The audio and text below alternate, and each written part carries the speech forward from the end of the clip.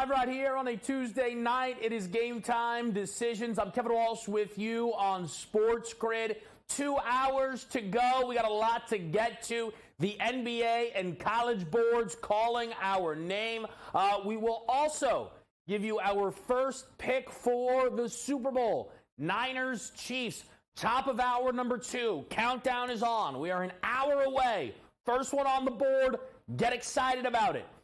We will open this up, though, and talk a good bit about the NBA because last night we had a game. Now, not on national TV because I don't know, but someone in that room all of a sudden for the NBA does not know how to book a TV schedule. Nobody else cares about it. That's fine. Denver wins 113-107. Doc Rivers debut. No cover. Tough spot. We get it. Giannis, 30-plus, lands 29. Tough scene. It is what it is. The only bright side is I watched that game close and didn't know what number he was at, so it wasn't as stressful as it should have been. Disastrous scene, it is fine. But there is one thing to take away from this game that we actually had alluded to a bit yesterday. If you take a look at the NBA's MVP odds, Nikola Jokic, who was his usual terrific self, dropped a bit more in the MVP price, down to plus 115. Now, this is basically a hypothetical because it didn't happen, but I feel pretty confident that had Giannis put a victory up on the board in Denver, that 8-1, at minimum, he jumps Luka Doncic. I think you get that type of move. One thing to watch before tonight's slate, we'll talk about this more in a moment, but here's Joel Embiid plus 450. We do not know if he will play tonight just yet against the Golden State Warriors. The line is 4.5 Golden State. Maxey confirmed out. Radio audiences here. Love to have you. Sirius XM channel 159. You know, sometimes the radio audience, I'm in the middle of something. I mean, do you mind? But we're happy to have you. Here's the deal. 4.5, I don't know if that means Embiid is playing or not. I can't tell because the Warriors lines are a little all out of whack. The Dubs aren't getting any respect on their game-to-game spreads, despite Draymond back, Steph playing well, and to some degree you could probably say those are accurate decisions because they just lost at home to LA, the Lakers, and to the Sacramento Kings.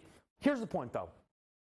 If Embiid misses again, double, 9-1, I don't know. This might be a situation where the books basically keep him 6-1 or less until he's just officially gone. But we haven't touched February yet. I know we're close, but we still have not yet hit February, and the games remaining for Joel Embiid are dwindling. The good thing for Philadelphia, and we can push this to some NBA title odds here, is their championship odds are going to remain strong.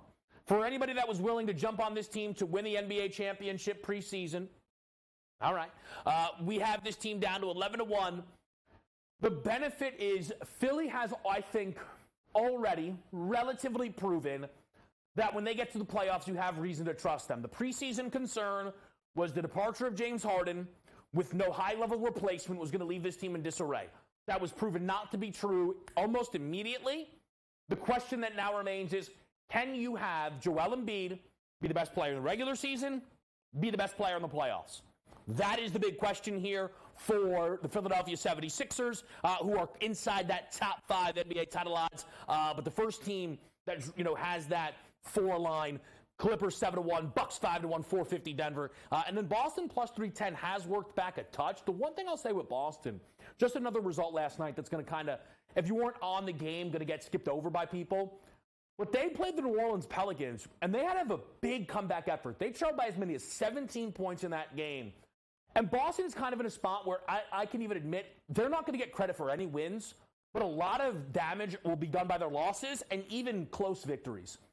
If that team would have lost their 3rd game at home, with being just all of the very good Western Conference teams, Pels, Nuggets, and Clippers, they lost to the Nuggets and the Clippers, it's not great when the Celtics are going to hang on to the fact that, hey, we're going to go to the finals and we're going to have home court advantage if all the West teams can walk into Boston and just grab victories. Just something to consider, big picture. Let's go over to tonight's slate here in the association. Couple of interesting spots. One number that probably jumps out is this 19-27 Hawks team laying a bunch to the LA Lakers. No Anthony Davis. We're on a LeBron prop tonight, as we were last night, except not as you would expect. I'm going to get as much juice out of this as I can because it's possibly a one and only time thing.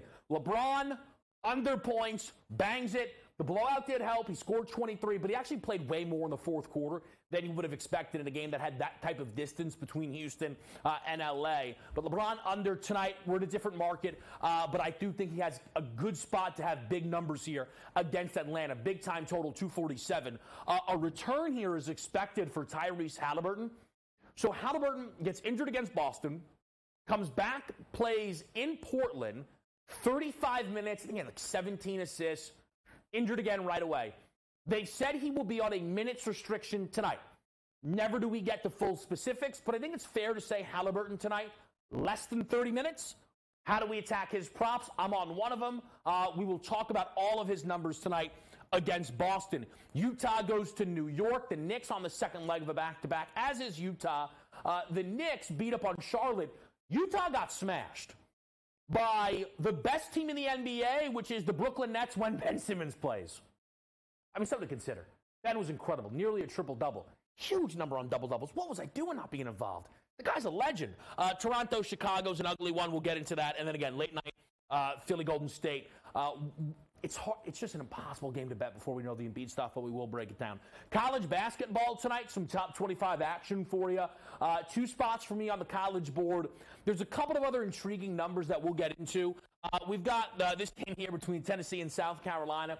UNC is still unbeaten in ACC play. I'm a little tempted by this Georgia Tech money line.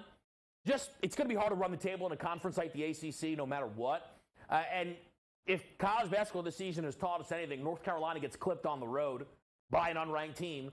Just something to consider there. Marquette, I believe, catching a 1.5 to Villanova. Ohio State short line here with Illinois. Tonight is, and the card is littered with it, right? Lower ranked or unranked teams at home against ranked competition. If you pull up to this board and just go, give me San Diego State, give me Oklahoma State, give me Kansas State, give me Villanova, I totally get it. I am on one of these ranked road teams. We'll hit it when we get there. But a quick pick tonight.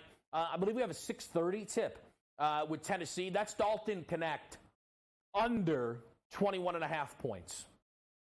Sometimes you make a bet where you are prepared to look foolish, and I will tell you going in that is what Dalton Connect provides because he has been unbelievable. Dalton Connect is on a run right now that if it were to continue, he is going to be a first-team All-American, maybe push Zach Edey, maybe. 25-plus in 5 consecutive games, all SEC play. How does any of that lead to the under? This is a very tall number, though. Connect doesn't average 20 a game. His first 14 games before this 5-game run, only twice did he clear this number. The SEC is a very fast conference. South Carolina the exception. 15th slowest team in college basketball. We go under 21.5. More picks next.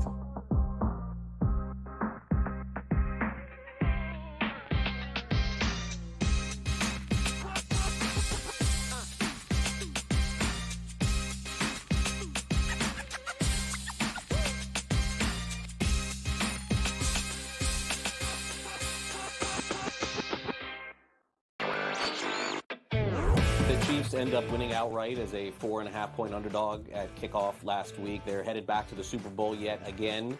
They were phenomenal, Vinny, in the first half, and they were phenomenal against Miami in the first half, too. A lot of motivated players, and look, you got to hand it to them. Youthful players playing in a great system by Spagnuolo, and we know how great of a big game coordinator Steve Spagnuolo is. Newswire, only on SportsGrid. Your gut says Miami is going to win, and you should take the over. Your gut also said your NFT selfies would only go up in value. They didn't. But your head is on SportsGrid and knows the QB is in concussion protocol. The backup has a 45 QBR against the zone coverage. The New York D has the most sacks in the league. So yeah, trust your head. It's smarter to be on SportsGrid.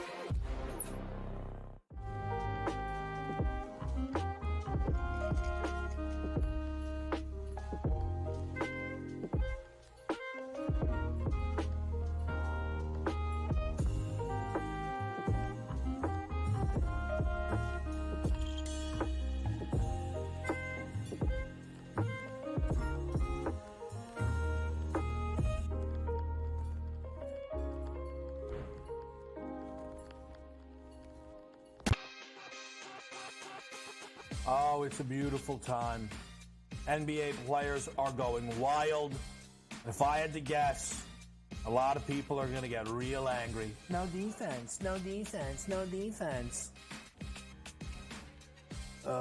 See, I want people to understand this, okay? Because we're always honest. When I take that big pause, that means we're thinking about betting big. Game time decisions. Only on SportsGrid. It's smarter to be on SportsGrid. Your 24/7 sports wagering network.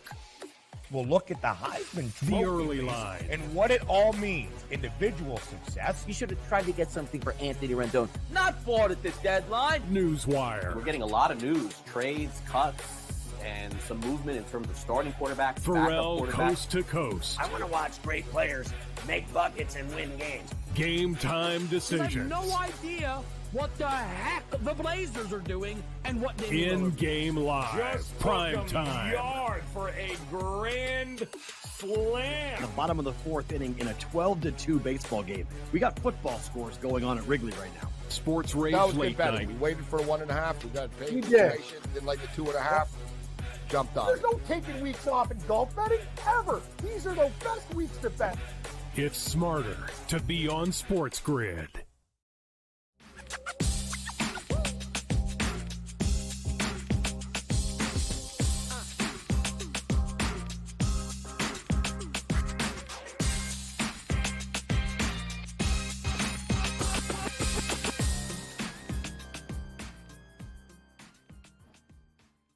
Welcome back in. Happy to have you with us here on a Tuesday night. Game time decisions. I'm Kevin Walsh. Let's go through the card here. So 5 picks at the moment, 3 NBA, 2 on the college side of things.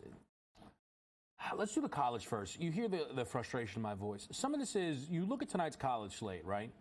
And you have a ranked action where there's just a lot of spots that you could, just give me Ohio State, give me Villanova, and I get it. It makes a lot of sense with the way the season is played out. I am making, though, potentially a cardinal sin by grabbing a ranked team on the road, catching points.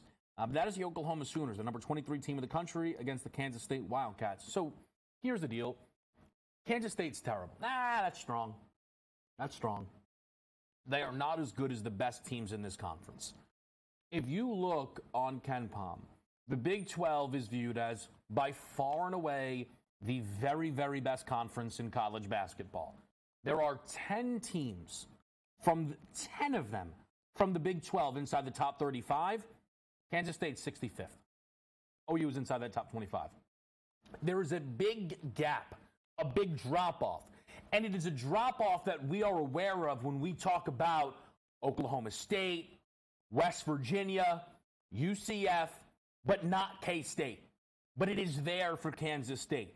And you saw that when they played Houston. Step-up spot, they got annihilated. You saw it when they played Iowa State. I know they were able to get the win against Baylor. It was overtime. And that win against Baylor is their only cover against ranked competition. It is their only one. OU obviously fits the description here. I think this is a spot. By the way, K-State on the season is 4-6 against the spread as a home favorite. So not dominating at home in the way that everybody else, it feels like in college basketball is. This is a spot where home court advantage is obviously dictating things here a ton. If OU was home, they're laying what? 5, 6? This line's moved too far. It's probably a spot where if the books had to hang a true number, it's OU laying 2.5 points on the road. But everybody gobbles up these home teams, and I get it. I do. But OU's in a different spot. That's the thing here, is I like the spot Oklahoma's in. Oklahoma had 2 straight home games, Texas and Texas Tech. Favored in both. If you would have told me, hey, OU won both of those basketball games, they're red hot coming into this game, 4 wins in a row, I wouldn't like them. This is a bounce-back spot that this Oklahoma Sooners team needs. Falling way behind in this Big 12 title race. And you might think that is silly to even think that they can be in the race, but with the way the Big 12 has been beating up on one another, Texas Tech is the only team with 1 loss, Houston and Iowa State with 2, everybody else 3 or more. If you're Oklahoma, you got to say to yourself, hey, we can still control our own destiny in this conference. We got to put a win up on the board tonight. I think they do. I'll take the 2.5 points just in case this game is crazy enough. and it comes into play. We mentioned the Dalton Connect play. Again, it is 5 straight games of 25 plus, but only once has Dalton Connect shot less than 55% from the field. And who was that against? Alabama, the 20th fastest team in the college basketball.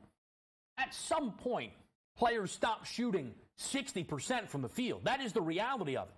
And for Dalton Connect, he plays a team in South Carolina that if he's going to get there against, he's going to have to be wildly efficient. They're the 15th slowest team in college basketball. This is a conference that has 3 teams that are top 20 in pace, another 5 inside the top 105, another 4 inside that 200 kind of category there. There's only 2 teams that rank outside of the top 300 in the whole conference from pace. And you're the 15th slowest team in South Carolina. Still a top 60 defense. It is about limiting the chances for Dalton Connect, who in his first 14 games only twice went over the 21.5 number. As a 14.5-point favorite against South Carolina, not exactly the biggest step-up spot of the season for Dalton Connect and the Tennessee Volunteers. I like this spot here tonight for an under 21.5. Let's go to the NBA. LeBron, last night under the points. I mean, I'm not getting enough credit for it. Or not. How many people? All right. Maybe, you know what? Maybe it's me maturing. Maybe I shouldn't be so braggadocious about it. Imagine he hit it, though. That would have been ugly. I would have probably got mine just due. But we're back where we belong tonight, which is on a LeBron James over rebounds plus assists in Atlanta. I am expecting LeBron to play, although I don't think we've been given full 100% confirmation that he will just yet. But Anthony Davis is confirmed out for this game. LeBron has only played twice without AD this season. Once against Houston, they were badly routed. And then another time against the San Antonio Spurs. Lakers actually lost that game as well. I do think that's a big reason why this line looks the way it does tonight.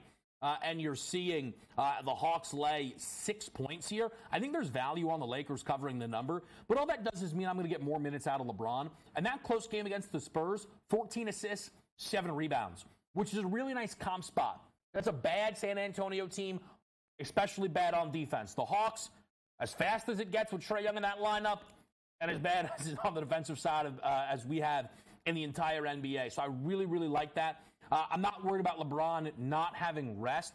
5 games without rest this season. 3 out of the 5 he's over this number. 3 of those games were against top 10 defenses. So the two games that weren't, Sacramento 18th, and Dallas is 22nd on defense, cleared this number in both of those games. So I really, really like this spot. He's also hit this number in 3 consecutive games and 5 of his last 6. Don't mind a look on LeBron for a double-double. Celtics, Pacers, Halliburton confirmed in. Kristaps Porzingis on the other side confirmed in. So there's a lot of interesting spots here. Look, this Halliburton breakdown, it took me a little bit because I initially was excited about betting some Halliburton overs. 10.5 assists, maybe the points plus assists, maybe the double-double. I was considering paying an expensive minus 165 on a double-double for Tyrese Halliburton. However, Halliburton right now, points prop is 20.5, 19.5, dropping a bit. His assist prop in this game, 10.5, but plus money towards the over. And then his rebounds prop, Tyrese Halliburton, is 3.5. And that is where I am tonight, and I'm on the under for Tyrese Halliburton rebounds at 3.5. So Halliburton against Boston was injured. I took that out. I'm not going to obviously use that. But aside from that, had 6 games this season where he has played less than 30 minutes. While we do not have the specifics of his minutes restriction, it is not a damn minutes restriction if he plays over 30 minutes.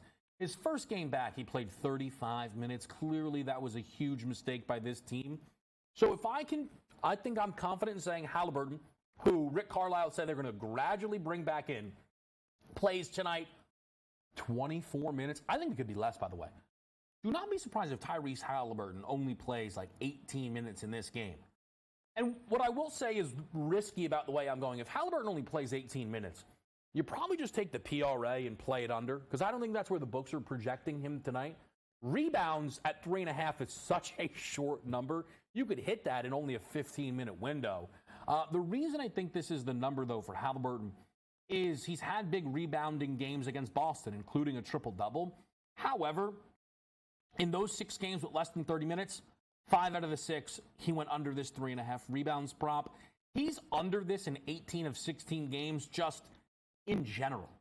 So, in general, this is, I don't want to say a high number, but it's a number he goes under more often than not when he's playing his full complement of minutes. In that one game he played with Pascal in 35 minutes, only had 2 rebounds. We're playing the Halliburton under 3.5 rebounds, and then we're going to take a chance on Gary Trent Jr. over 14.5 points. R.J. Barrett confirmed out and Emmanuel quickly doubtful. That puts Gary Trent Jr. as a key member of the starting backcourt. That happened once against the Pistons post-OG Anunoby trade, and Gary Trent Jr. played 39 minutes, scored 24 points. Last game, they were both out. We only saw around 26 minutes for Gary Trent Jr. That was because of foul trouble. He still got over this 14.5 points. No fouls, 35-plus minutes. Gary Trent Jr. gets over those 14.5 points, and I feel pretty good about that one. Coming up next year, though, on Game Time Decisions, our guy Tom Vecchio gets in the mix right here on SportsGrid.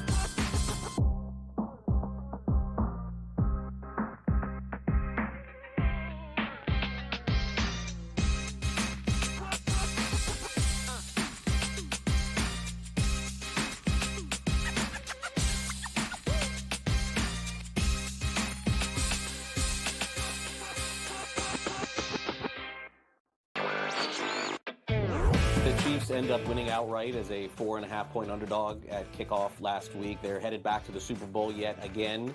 They were phenomenal, Vinny, in the first half, and they were phenomenal against Miami in the first half, too. A lot of motivated players, and look, you got to hand it to them. Youthful players playing in a great system by Spagnuolo, and we know how great of a big game coordinator Steve Spagnuolo is. Newswire, only on SportsGrid. Your gut says Miami is going to win, and you should take the over. Your gut also said your NFT selfies would only go up in value. They didn't. But your head is on SportsGrid and knows the QB is in concussion protocol. The backup has a 45 QBR against the zone coverage. The New York D has the most sacks in the league. So yeah, trust your head. It's smarter to be on SportsGrid.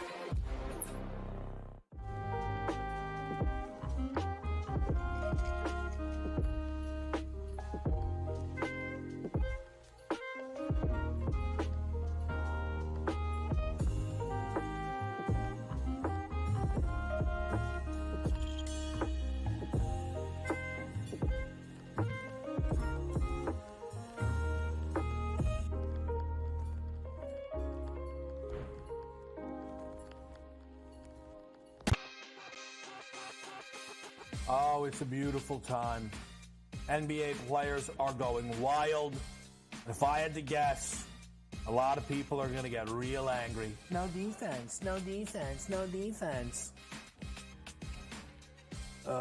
See, I want people to understand this, okay? Because we're always honest. When I take that big pause, that means we're thinking about betting big. Game Time Decisions, only on SportsGrid. It's smarter to be on SportsGrid, your 24/7 sports wagering network.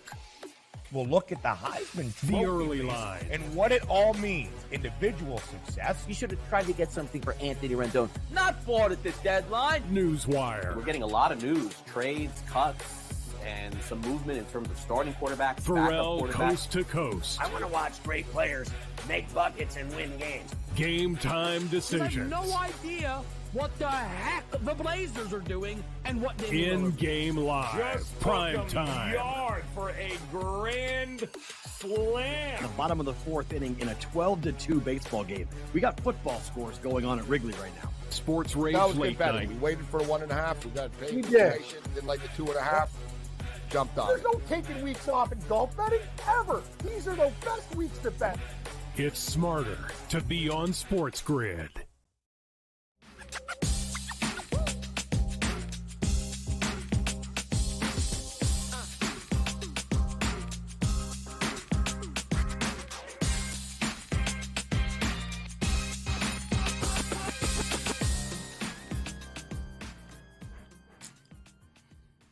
Mr. in the Mix himself, Tom Vecchio, here on Game Time Decisions. Who else? Tom, how are you?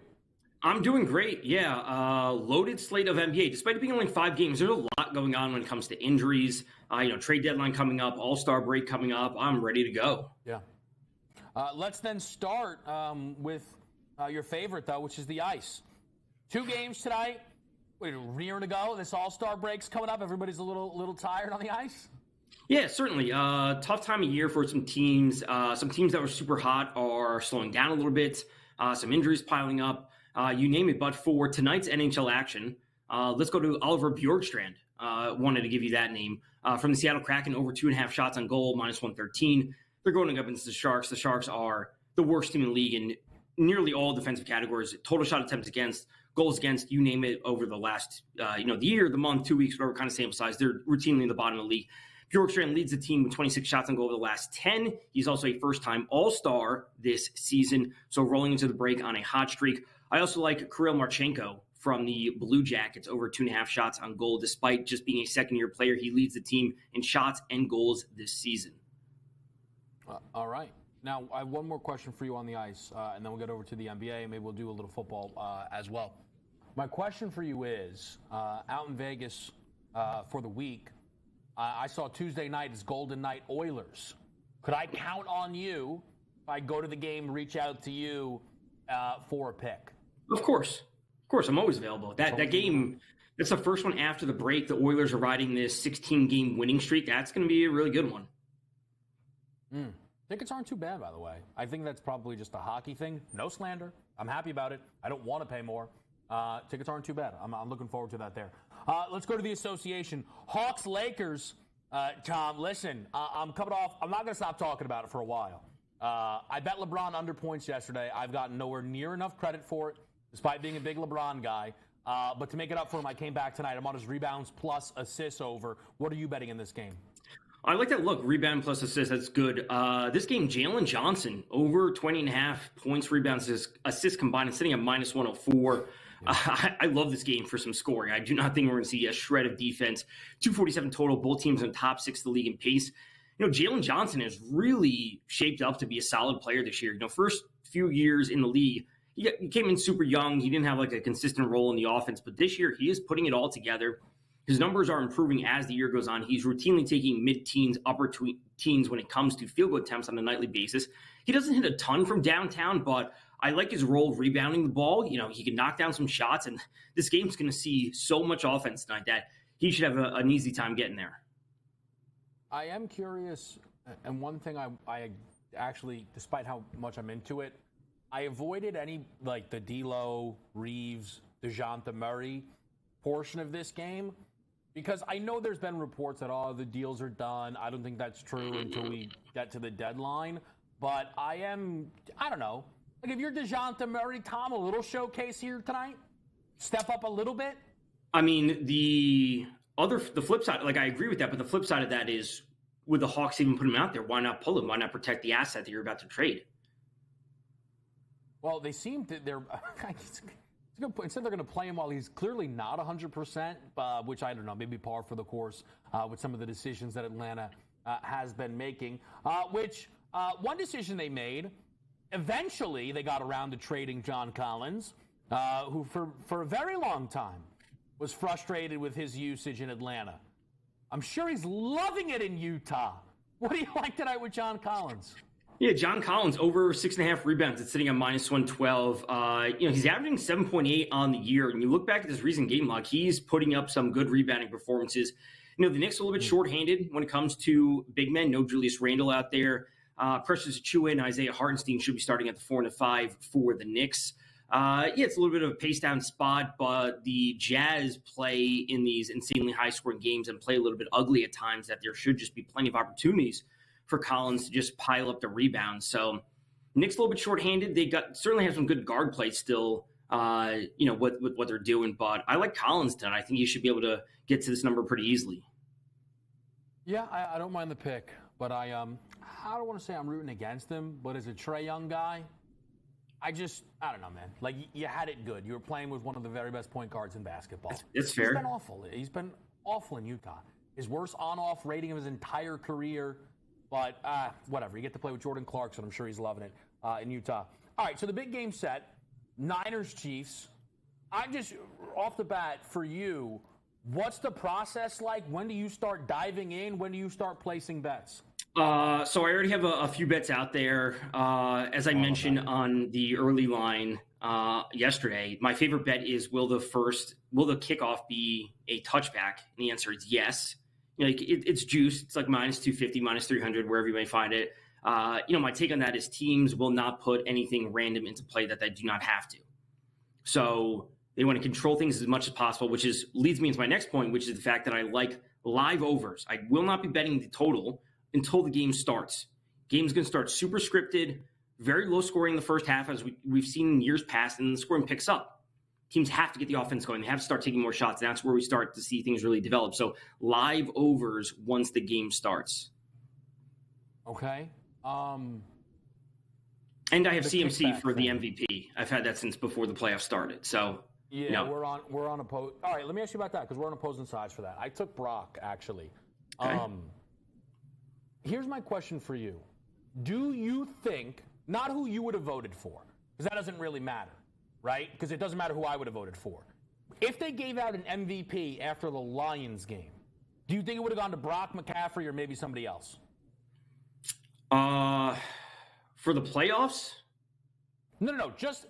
It's probably a useless exercise for some, Tom, but on the road to the Super Bowl, I just get curious. If Niners-Lions was the Super Bowl, right? Okay. And they handed out Super Bowl MVP, Niners-Lions, who was the MVP of that game on Sunday?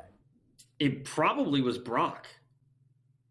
Despite some inefficiencies, obviously, in the first half for the offense overall, it might have to be him based on what transpired in the second half. Yeah. I agree. But I don't know what voters would have done. I don't know if voters go 90 yards, 2 touchdowns. Everybody loves McCaffrey. That's the thing. Purdy is divisive. Everybody loves McCaffrey. Right. If CMC didn't get that neck stinger and he was able to punch in that last touchdown, it's CMC 100%. Yeah, it would be him 100%. And really, you could look at his utilization in the offense to show that he helped propel Purdy to being effective overall. So, that was kind of my take coming into the playoffs, where CMC going for 100 combined yards with 8 catches, whatever on the ground, he racks up, 20 total touches and 2 touchdowns. That is an MVP type performance, especially in the Super Bowl, when Purdy could have 2 touchdowns, 240 some odd yards, be really effective, but really CMC is the one that's driving the offense. Yeah, I think it's so. The most concerning thing for me on the Brock Purdy bet is nothing McCaffrey's done, and it's the Eli Mitchell touchdown. Because if they're just going to get at the 2-yard line and no matter what, the ball's going to get handed off every time, then Purdy's going to be up against it, right? Right. But the thing that I'm using in my favor is, because I am a believer, Tom, in the notion of do, but that works both ways, right? Like I mentioned the LeBron thing. LeBron scored 30, right? Throughout this entire season, he does not have back-to-back amazing scoring games. Christian McCaffrey has no business, because no player has any business going for 3 consecutive 2+ touchdown games. And you'll notice the number for him to score 2+ is the highest it's been all postseason in this game. I mean, this is also a tough defense. The Chiefs' defense is the best it's been in years. So, maybe they're factoring that in. It's tough to say he's due to not score when we saw him go on that streak of how many games in a row was it that he scored a touchdown? Right? But Tom, I think there's a difference between him scoring every game, right? I don't think he's winning MVP with just 1 touchdown unless the game's a dead under. I think he needs 2 to win the MVP. Yeah, but that's also viable based on his usage, where George Kittle having 100+ yards, Ayuk and Debo all having 100+ yards is probably not going to happen. Debo is the player that scares me the most. The fact that they make plays for him, bubble screens, jet sweeps, traditional handoffs, obviously normal passing plays. They want to get him the ball. So Debo Samuel is actually the player that scares me the most on the 49ers for taking the MVP away from CMC. So CMC needs to have 20+ total touches, 100+ combined yards, and probably 2 touchdowns. And I'm well aware of that coming into it, but I got him at whatever it is, 10-1 before the playoffs started. Yeah, again, so for me, and this will be a talking point the whole way leading up, Brock Purdy in the regular season, 28 touchdowns to 2 picks in 49ers wins. For a lot of those games, he was their MVP. Against the Packers, it was McCaffrey. I think it was him against the Lions, but I don't know how the voting would have split because CMC had the raw numbers. Right. I think Purdy probably needs to have 3 touchdowns, right? I would say that, but the starting point is McCaffrey probably can't have 2. If McCaffrey has 1, you know what I mean? Like, Brock's going to have to throw for, at minimum, you know what I mean? They're going to need X number of touchdowns. If he throws for 2 and McCaffrey only runs for 1, then you get into the efficiency of it all. It'll be fun. Tom, I'm sure we'll talk again. Best of luck with the bets tonight. And again, we'll talk more. Thanks for having me. All right, awesome stuff there. That's Tom Vecchio. Coming up next here on Game Time Decisions, Coach James Young, JY, he's on the College Board, as well as this NBA slate. Coming up next, right here on SportsGrid.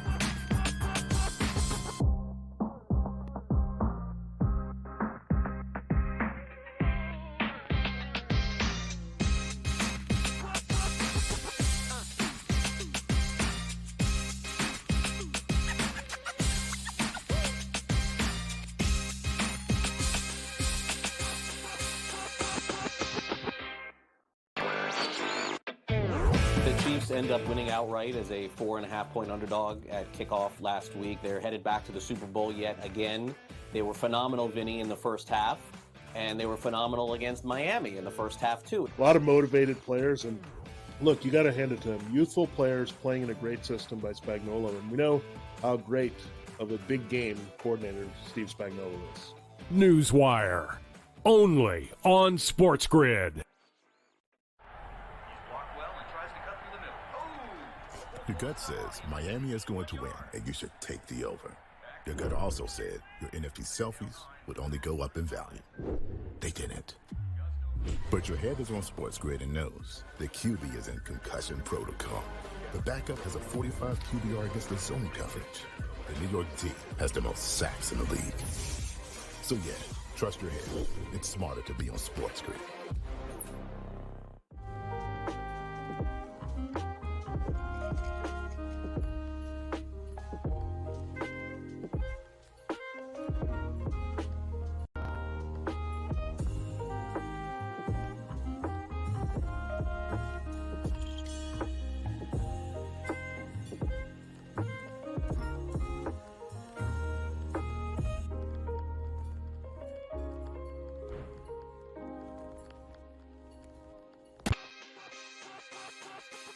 Oh, it's a beautiful time.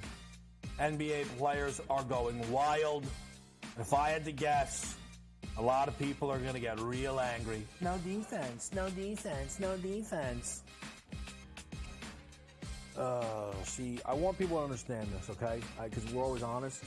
When I take that big pause, that means we're thinking about betting big. Game Time Decisions, only on SportsGrid. It's smarter to be on SportsGrid, your 24/7 sports wagering network.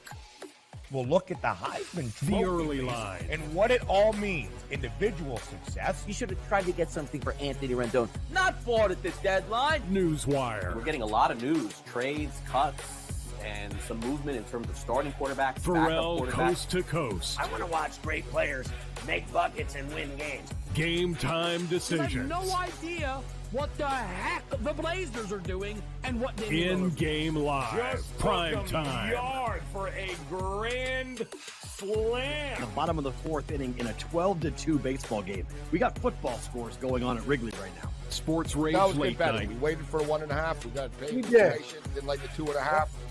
Jumped on There's it. no taking weeks off in golf betting ever. These are the best weeks to bet. It's smarter to be on SportsGrid.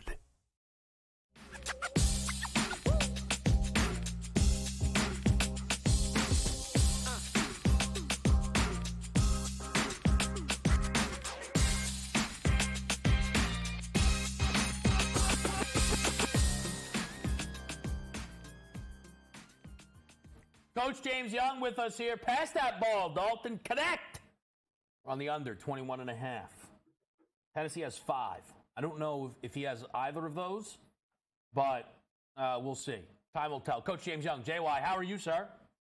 I'm good, Kato. We got a lot of basketball, especially in the college game. You already talked about, obviously, South Carolina, Tennessee. A lot of intriguing matchups coming up tonight. Yes. Absolutely so. Are you on this game at all, Vols, South Carolina? No, Kevin, there were so many games that I had to start putting stuff away, and I figured since I was coming on after it started, I stayed away from this game. I like that strategy a lot, and I mean that sincerely. Let's dive in then to some of this college, Coach. We've got TCU, Texas Tech, the Big 12, always getting a lot of attention. What are you looking for in this game? Kevin, could this be a definition of a rock fight tonight? I mean, I think you have two teams. Listen, TCU, top 40 in offensive and defensive efficiency, right? Then you look at the other side with Texas Tech, top 70 offensive defensive efficiency. Here's why I'm taking TCU. It's home. And it's a hard to win a road game. I think TCU and Jamie Dixon, he's done a great job for a long time. Listen, the coach of Texas Tech, who came from North Texas, he's done probably a better job than maybe anybody in the country. No one's talking about him because they're in first place. But they're going to TCU. I do like the Horned Frogs. It's moved down. I said 5.5. I've seen it as low as 4, but I still like TCU to cover the spread tonight at home. And this Texas Tech team, look, they're obviously earning respect from the AP poll. Odds-wise, though, not as much of a believer. And again, that's reflected in that spot there. Next college spot, JY, we've got a matchup here with the Illini at Ohio State. What are you looking for? Well, you look at a team at Ohio State that's lost 5 out of their last 6 games. Obviously, Terry Shannon Jr. has been back for, I think, a little bit over a week now. And I really think when he's there, I think they could be the team. If there's a team that can knock off Purdue, I think it's Illinois. I think this is a spot for Illinois that they get to win. I'm going to take Illinois on the money line. I know this is dangerous, but I'm going to take them on the money line tonight. They get the win on the road. All right, laying an expensive one with what college has taught us this year, JY. You're right. It jumps off the page as dangerous, but if it's the right side, it's the right side. Ole Miss, Mississippi State is another game you're playing money line. Which side? Yeah, I'm gonna go with the home team. Ole Miss is a team that has won, I think, 14 straight at home. Right? They play well at home. Mississippi State did not play well. I think they lost 4 games in a row on the road. This is short spot at home. Chris Beard. I'm going to go with the home team here. I'm going to go the opposite now. But I'm going to take the short favorite, take them on the money line. Ole Miss minus 118. All right, little Ole Miss matchup here. We'll see how they handle in SEC action. One of 2 SEC games on tonight's slate. Back to the Big 12. Rock Chalk Jayhawk laying a big one against Oklahoma State. What do you see here? Oklahoma State's bad. I mean, and this should be a spot where Kansas should get right. Obviously, they've had struggles on the road. Obviously, they lost to Iowa State, which is, you go there. That's a tough place to play. But they haven't covered a spread since at Oak State, which they won 90-66, blew them out of the water. They do it again. I've seen 16, 15.5, 16.5. Shop around. Kansas needs to get rolling here. I think the Big 12 has shown itself to be a dynamite conference, except for Oklahoma State and maybe West Virginia, even though they beat Kansas. Kansas tonight, big at home. We'll see if Hunter Dickinson and the crew can step up. A lot of people feel like this is a very down year for Kansas, but they had a lot of preseason expectations. So we'll see how they manage a big number like that. North Carolina, Coach, goes to Georgia Tech. UNC unbeaten in ACC play. What are you looking for?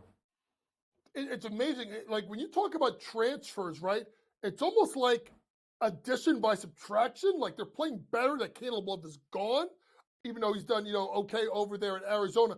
I like the minus 8.5. Listen, Georgia Tech had that win against Duke at home, which was their big win.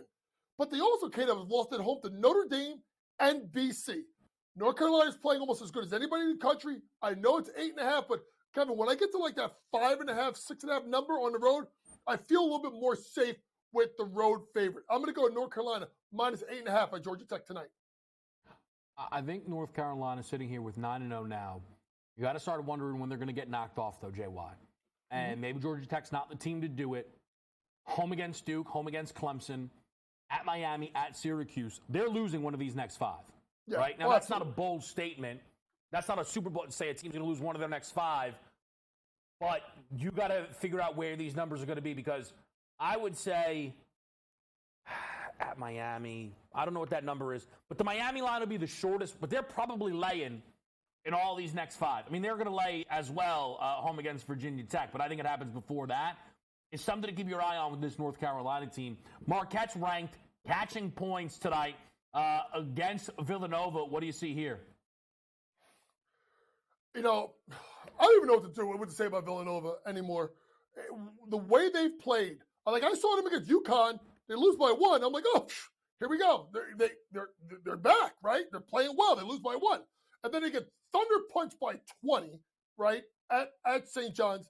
Then they go to, I think it was Butler, and they blew like an 11-point lead in the last 5-6 minutes. Team's a mess. Kyle Neptune's a mess. There's a lot of chatter coming out of Philadelphia, and here comes Shaka Smart and that team getting points. I'm not saying I can't get in front of Villanova anymore. Every time I touch them, they burn me. I'm going the other way. Give me Marquette plus the 1.5. I think they win the game outright.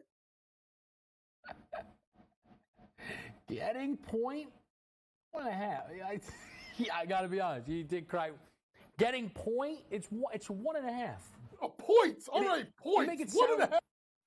Points, whatever. They're winning the game. You make it sound like they're getting 9. Make it sound like they're getting 10. Make it sound like they're getting 12. And can I ask you a question? Has there been a more disappointing team in the country than Villanova this year? Yes. Who? I don't know who the answer is, but yes. Okay. Hey, listen, $2 million in NIL money, and you're like third to last with in the the $2 million in NIL. Enough. I get it. They gave him a lot of money. You've been trying to fight. Listen, you know what? Don't make me. Folks, Nova could be a smash best bet all of a sudden out of nowhere. I got to be honest with you. What? Because every time you get hot on fire in this Kyle Neptune, he turns around and puts together a couple of big wins. Yeah, you know what, folks? I want to say something here.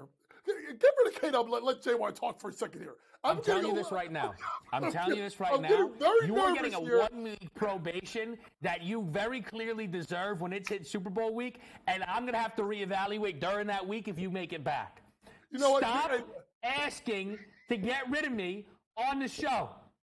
Now, I don't know what point you have to make. No, listen. This group behind the scenes have been asking for it too, and they know it. They know it. They have way too much fun. They know it.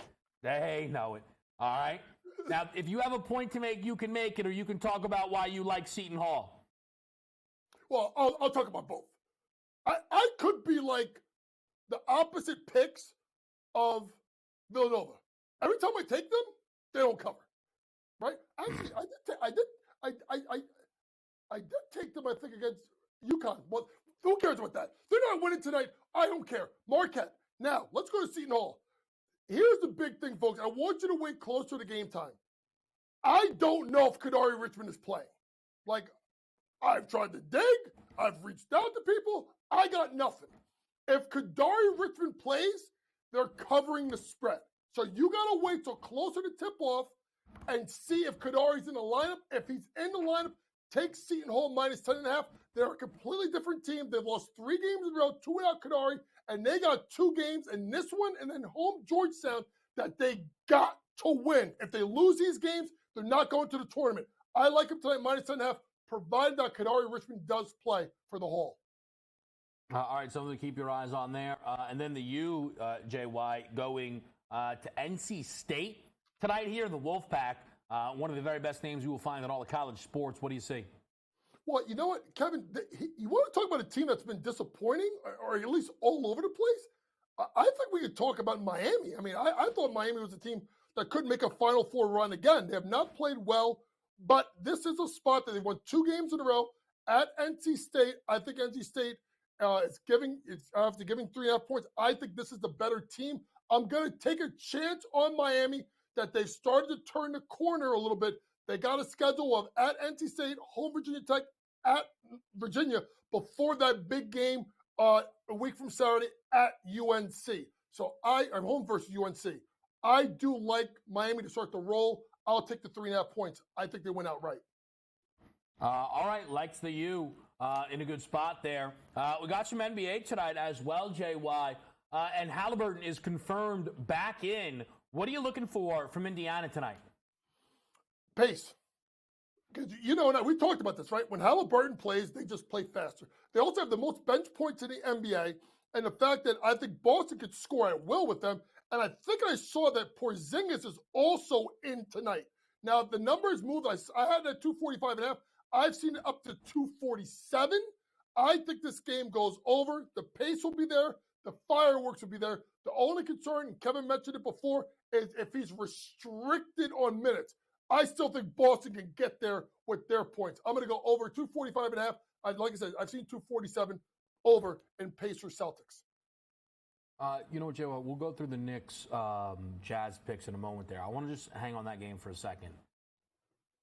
Halliburton, though, is supposed to have this minutes restriction tonight. I'm just curious, Joe, in your experience, when if you tell a player, and hey, only 20 tonight, right? Does it ever get difficult as a coach to be like, they got the hot hand, let's keep going here? Because Halliburton's first came back and played 35 minutes, and very clearly that was a huge mistake. I'm wondering, what we really see out of Halliburton here. Minutes-wise, it's going to dictate a lot. Yeah, so what you may see is instead of Halliburton playing the first, let's say, 9 to 10 minutes of the first quarter, maybe he plays the first 6, Kevin, right? 6 minutes, get him out early, give him a longer break, come back with the 6 minutes in the second quarter. Then when you get to the second half, you kind of play it by ear, right? You give him about 5-6 minutes in the third quarter. Fourth quarter, it comes down to if the game is close, right? If the game is close, do we actually think that Rick Carlisle's not going to play this kid? I think he does. So it may be 25. I don't think he's going to play 35 minutes, Kevin, but I can see 25, 27 minutes if the game is close. Here's one thing to realize, folks, okay? That Indiana is 3 games ahead of the loss column of Miami because Miami's lost 7 straight. So this could be a game that you watch closely. The closer it is, the more likely that they make a run. So with Halliburton's PRA or anything you may look at, maybe wait till halftime. If the game is close and his numbers, he's only played about 10 or 12 minutes, maybe Carlisle pushes him a little bit to about 26-28, and then you go over at halftime. What I will say, though, is for a 27-20 team that made a not win now, but let's win trade with Pascal, he would be very foolish to blow through that minutes restriction in the opening night. So giving himself a chance to play Halliburton at the end, it gets very, very tricky. We'll get coaches' picks for Knicks Jazz after this quick break here on SportsGrid.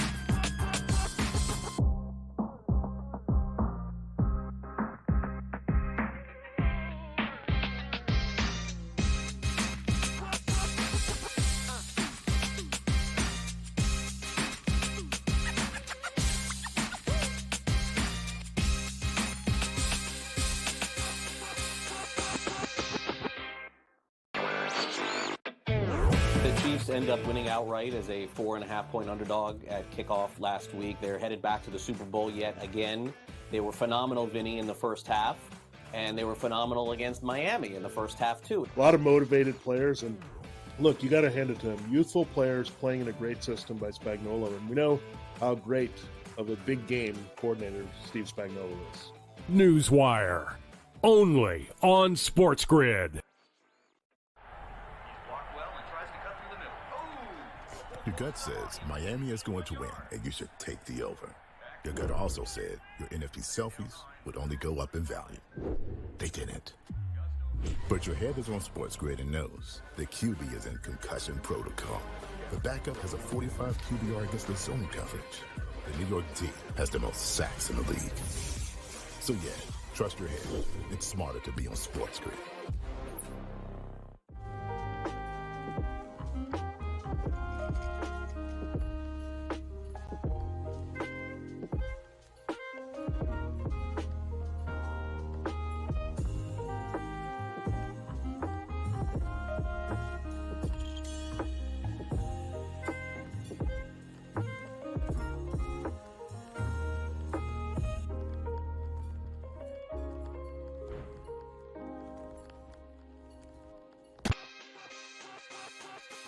Oh, it's a beautiful time. NBA players are going wild. If I had to guess, a lot of people are going to get real angry. No defense, no defense, no defense. See, I want people to understand this, okay? Because we're always honest. When I take that big pause, that means we're thinking about betting big. Game time decisions. Only on SportsGrid. It's smarter to be on SportsGrid. Your 24/7 sports wagering network. Well, look at the Heisman Trophy The early race line. and what it all means. Individual success. You should have tried to get something for Anthony Rendon. Not bought at the deadline. Newswire. We're getting a lot of news, trades, cuts, and some movement in terms of starting quarterbacks, Pharrell backup quarterbacks. coast to coast. I want to watch great players make buckets and win games. Game time I have decisions. no idea what the heck the Blazers are doing and what they In-game live. Just Prime took 'em time. yard for a grand slam. In the bottom of the fourth inning in a 12-2 baseball game. We got football scores going on at Wrigley right now. Sports Rage That was Late good betting. Night. We waited for the 1.5. We got paid We did. information. Didn't like the 2.5. Jumped on There's it. no taking weeks off in golf betting ever. These are the best weeks to bet. It's smarter to be on SportsGrid.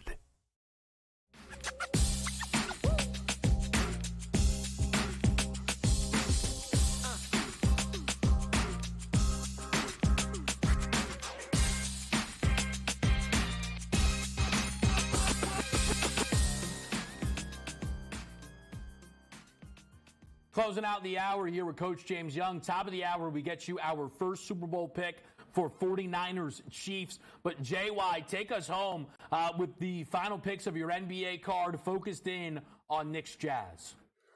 Knicks Jazz, it's running. It was at 4.5. OG Anunoby out. We know Randall out. Now it's down to 3 at some books. I'm going to take the Knicks minus the points.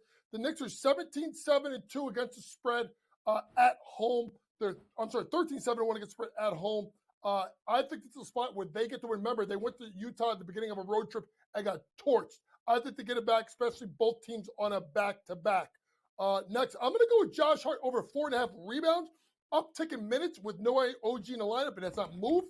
And he's going to play starter minutes, but he also becomes that second guy that can kind of drive and create for others. So I'm going to go with Josh Hart over 4.5 assists. And then Walker Kessler, 5.5 rebounds over 9 of his last 15 games. All 3 games of his career, he's had 7 rebounds or more against New York. New York is one of the better rebounding teams in the league. That means Kessler's got to get involved in the mix. Walker Kessler over 5.5 rebounds. All right, with the Walker Kessler. How did you feel first game after no Randall there? Josh Hart with a double. Did he finish with a double-double or did he miss it on points? I saw he had 12 rebounds, though. He played well. Well, here's the thing I'm going to tell people, and people are going to think I'm crazy, all right? The Knicks defensively will be far better without Randall. Far better, right? Especially Hart is a better defender. Now, what you have to look at is offensively, what you will see, folks, less ISO ball.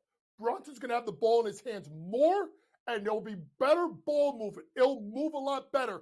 I'm going to say this, folks. You're going to kill me when I'm saying this. The Knicks may be better without Julius Randle. Team-wise, I said it. Don't get mad at me. There you go.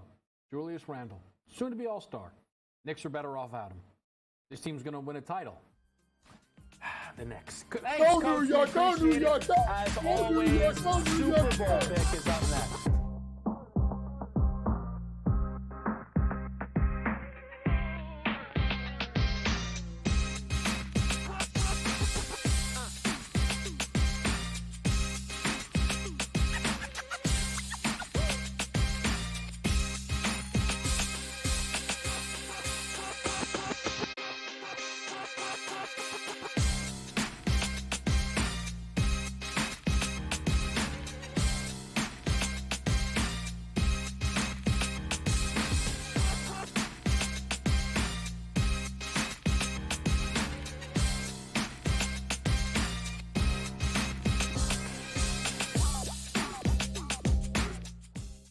We are live on SportsGrid. It is Game Time Decisions. I'm Kevin Walsh with you on this Tuesday night.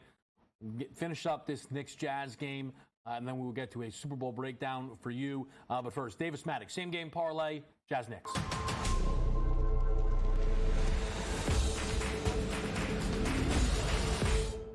All right, guys, we are back for another same game parlay in the NBA. We are going to take a look at the New York Knicks tonight. They're receiving the Utah Jazz at home. Slight favorites here. That is how we are going to begin our same game parlay. The Red Hot Knicks, we are taking them -4 on the spread against the Jazz. They are winners of 5 straight.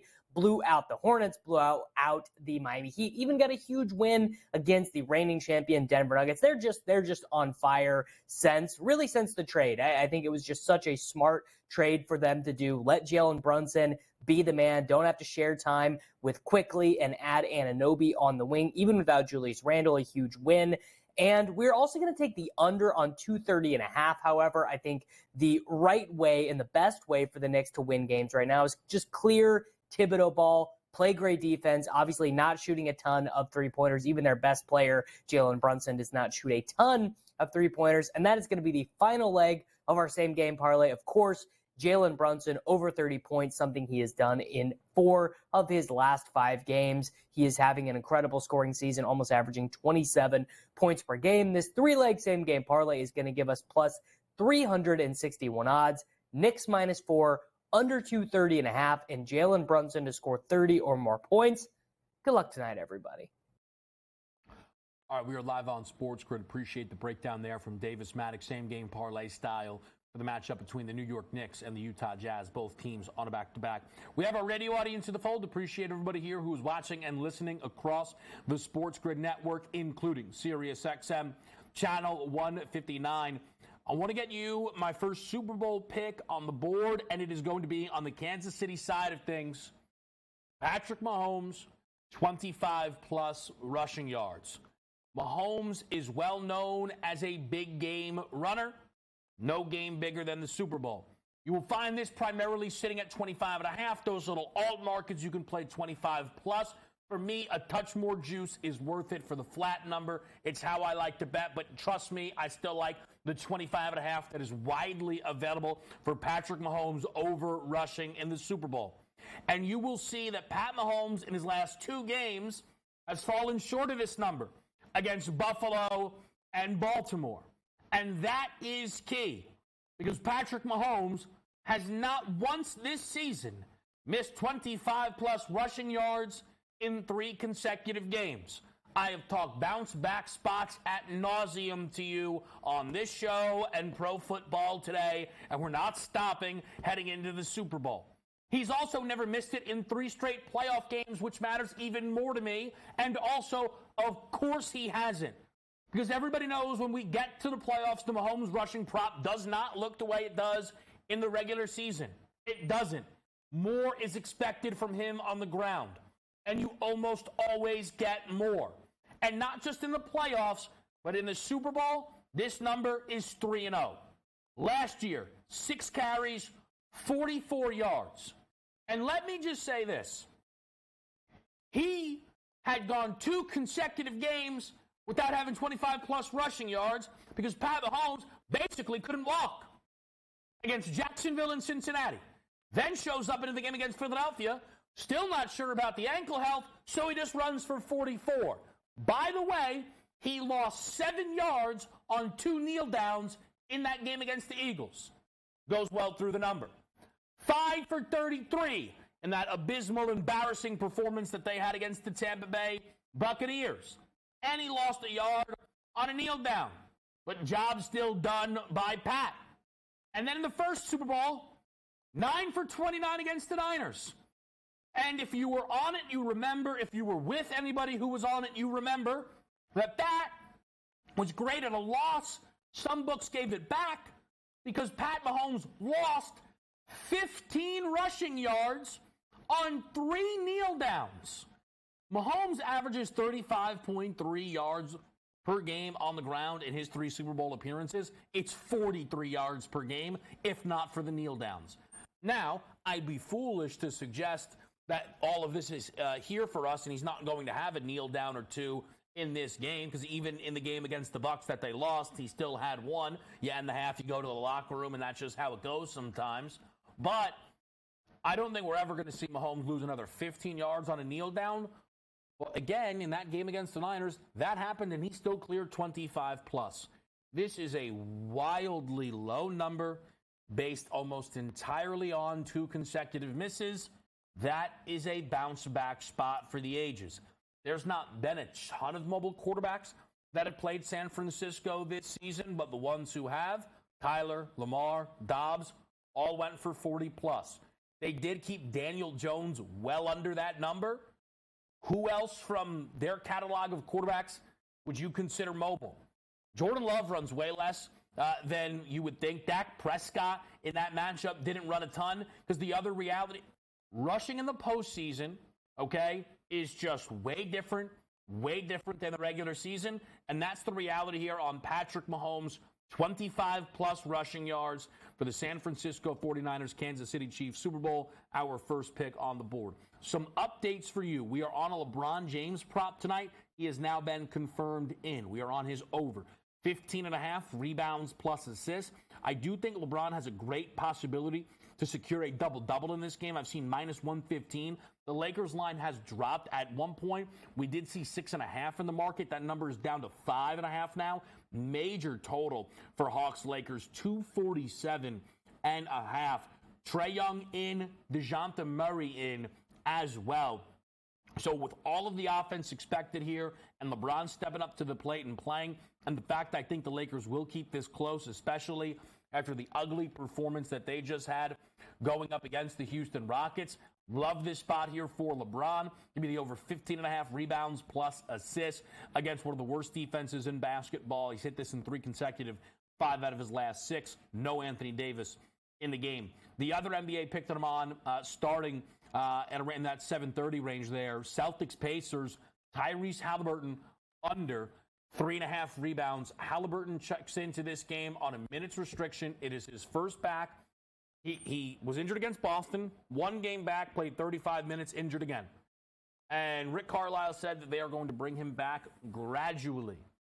I think Tyrese Halliburton is under 25 minutes tonight. I think I can confidently say he will play less than 30 minutes. And this season, in 6 games that he played 30 or less, removing the Boston injury, because I don't need to, kind of run up the score. In those 6 games, 5 out of the 6, he's had under 3.5 rebounds. He has had more games with 3 or less rebounds than he has had over, and that's using the full 34-game sample size of Tyrese Halliburton. He, more often than not, doesn't get there, and that's when he's playing 35 minutes. What do you expect tonight with potentially 10 less minutes here? I expect under 3.5 rebounds. Coming up next here on Game Time Decisions is Joe Madden. Gets us set for the hockey slate here on Tuesday.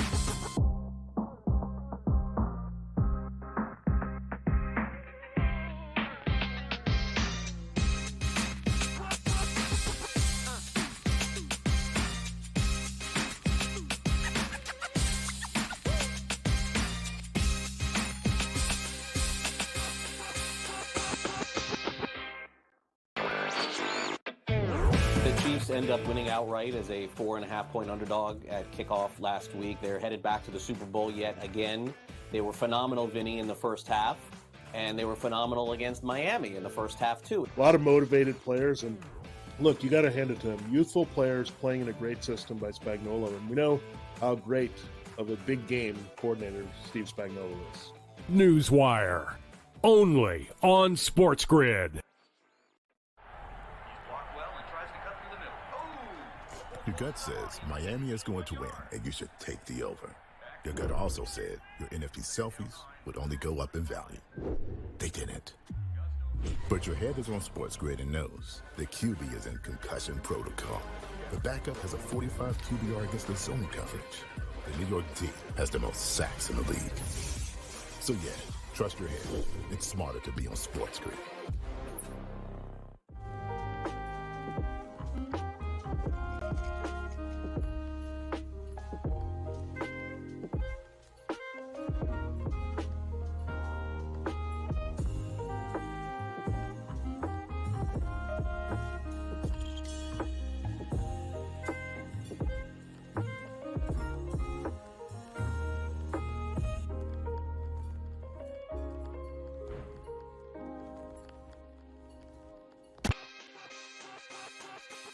Oh, it's a beautiful time. NBA players are going wild. If I had to guess, a lot of people are going to get real angry. No defense, no defense, no defense. See, I want people to understand this, okay? Because we're always honest. When I take that big pause, that means we're thinking about betting big. Game time decisions. Only on SportsGrid. It's smarter to be on SportsGrid. Your 24/7 sports wagering network. We'll look at the Heisman The Trophy early race line. and what it all means. Individual success. You should have tried to get something for Anthony Rendon. Not bought at the deadline. Newswire. We're getting a lot of news, trades, cuts, and some movement in terms of starting quarterbacks, Pharrell backup quarterbacks. coast to coast. I want to watch great players make buckets and win games. Game time I have decisions. no idea what the heck the Blazers are doing and what they In-game live. Just Prime took 'em time. yard for a grand slam. In the bottom of the fourth inning in a 12-2 baseball game. We got football scores going on at Wrigley right now. Sports Rage That was Late good betting. Night. We waited for the 1.5. We got paid. We did. Didn't like the 2.5. Jumped on There's it. no taking weeks off in golf betting ever. These are the best weeks to bet. It's smarter to be on SportsGrid.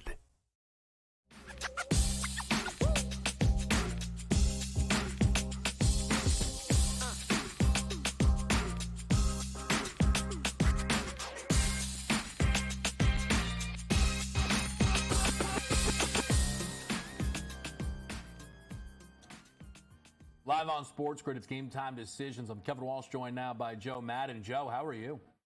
I'm doing good, Kevin. How's this Tuesday treating you? So far, good. I have a Tennessee Volunteer player under the points prop, and while the 13 might not look encouraging on a 21.5 number, I'm telling myself it is. So I'm staying optimistic. It's actually, I thought he had less. He has half of the team's points. How does that happen? It's okay. We're going to talk some ice, though, Joe. It's a light slate, so we're going to have to do the futures market as well, which is a great opportunity for people to get involved before they head into the All-Star break here. But let's, again, start with tonight's slate. What are you looking for with the Blues and the Blue Jackets? Yeah, this is an interesting one between these two teams right now because the St. Louis Blues have been playing the better hockey. They come into this winning their last 5, and they definitely want to close this one out with another win. Now, that money line is highly juiced, so you've got to look at taking them in a different fashion here. Elvis is now confirmed to not Tarasov in net for the Columbus Blue Jackets. This was one where I automatically liked the over, and I was leaning towards the St. Louis Blues. Team total over 3.5. We were getting good value there. But I think I better like the puck line now. I like laying that 1.5 with the St. Louis Blues. We're getting great plus money. I think even with Elvis, they can still win this one by 2 goals. So give me the St. Louis Blues on the puck line, Kevin. That's coming in right around plus 146 for you. And you also like the total in this matchup, Joe? Yeah, I like this one to the over. I think we nicely get over that 6.5. I can see this being a 5-2 style of game. The St. Louis Blues do fight to come back, so don't be worried if the Columbus Blue Jackets do go up in that first period. This team has been scrappy as of late, but I just don't see them pulling off this win. They've been fighting in their games out there, but they haven't been able to get these wins as of late, and this is the last game here on the road. They've been on the road for, I think, the last 5, and this is their 3rd game in 4 nights. So tired legs out there for the Columbus Blue Jackets. All right, fair enough. Looking for some juice in that matchup. And then we get to the second game here, the late start with the Sharks and the Kraken. Seattle, huge road favorite. Joe, how do you approach this one? Well, I know they're facing the San Jose Sharks, but I really don't think they deserve to be this big of favorites in this game, Kevin. So it's a hard situation because they've been playing at home, and these teams, tomorrow is the last day. Both of these teams don't play tomorrow before that All-Star break. So Seattle, after being at home and then having to go on the road to San Jose to play one-off game, I just can't get behind them at this price. It's way too much juice that you've got to lay on the Seattle Kraken. Even on the puck line, there's no value to me. So looking at the San Jose Sharks here, I do think they're going to have success. One downfall, we or not having Grubauer in net. I did think he'd be back tonight in goal, but Joey Decord will be in there. He doesn't get a lot of support from his defense as it is. So I do think the Sharks can come out and surprise everyone. Now, Thomas Hertl not in net tonight. So I am looking at Logan Couture. He's played 4 games back from injury with them. The thing about him, he got an assist in the first game, and he's been so limited in the 3 after, only getting 1 shot on goal in each of those games. I think in this one, we look at him for that anytime goal. Without Hertl out there on the ice with him, he really needs to step up. So great plus money on him for the anytime goal. The San Jose Sharks are their team total over 2.5. That way they don't have to win it. And then the safest bet of this game is looking at Jared McCann. Jared McCann of the Seattle Kraken here for that points coming in at minus 136, or the anytime goal is plus 195. I like that as well, you guys. He has had a point in his last 6 games or more. 3 of those games have been 2-pointers. So I do think Jared McCann can get nicely on the scoreboard today. I love that anytime goal with all the value at plus 195. Awesome stuff, Joe. I appreciate it. I want to make sure, I hope we have enough time to do these justice, because you also have some futures here heading into the All-Star break, which I absolutely love. We'll start in the Central, in the Western Conference here. Right now, the points leader is the Colorado Avalanche, but it's tied at the top. Avs, Stars, and Jets separated by 2 points. Who are you looking for here in the Central? Yeah, I think if you look at the Central, the best value is looking at the Winnipeg Jets. They're coming in at plus 165 at the moment. I know Colorado is sitting on top, but they played 49 games. The Winnipeg Jets have only played 47. I think this is the most complete team out there. This team is built to win in the playoffs. We know how strong their defense and their goaltending has been.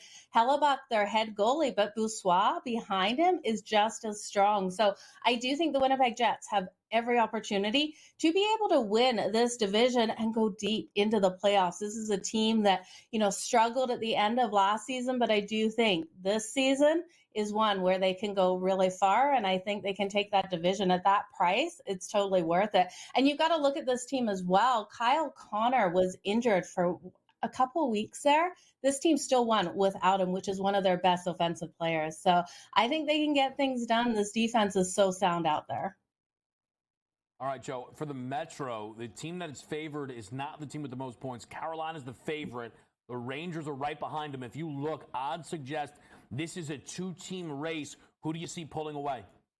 I think you got to look at the Rangers here. This Rangers team with Panarin has been so phenomenally strong. We look at them, their power play is converting at 27.3%. They're able to win those faceoffs as well, which is so important, winning 54% of their faceoffs.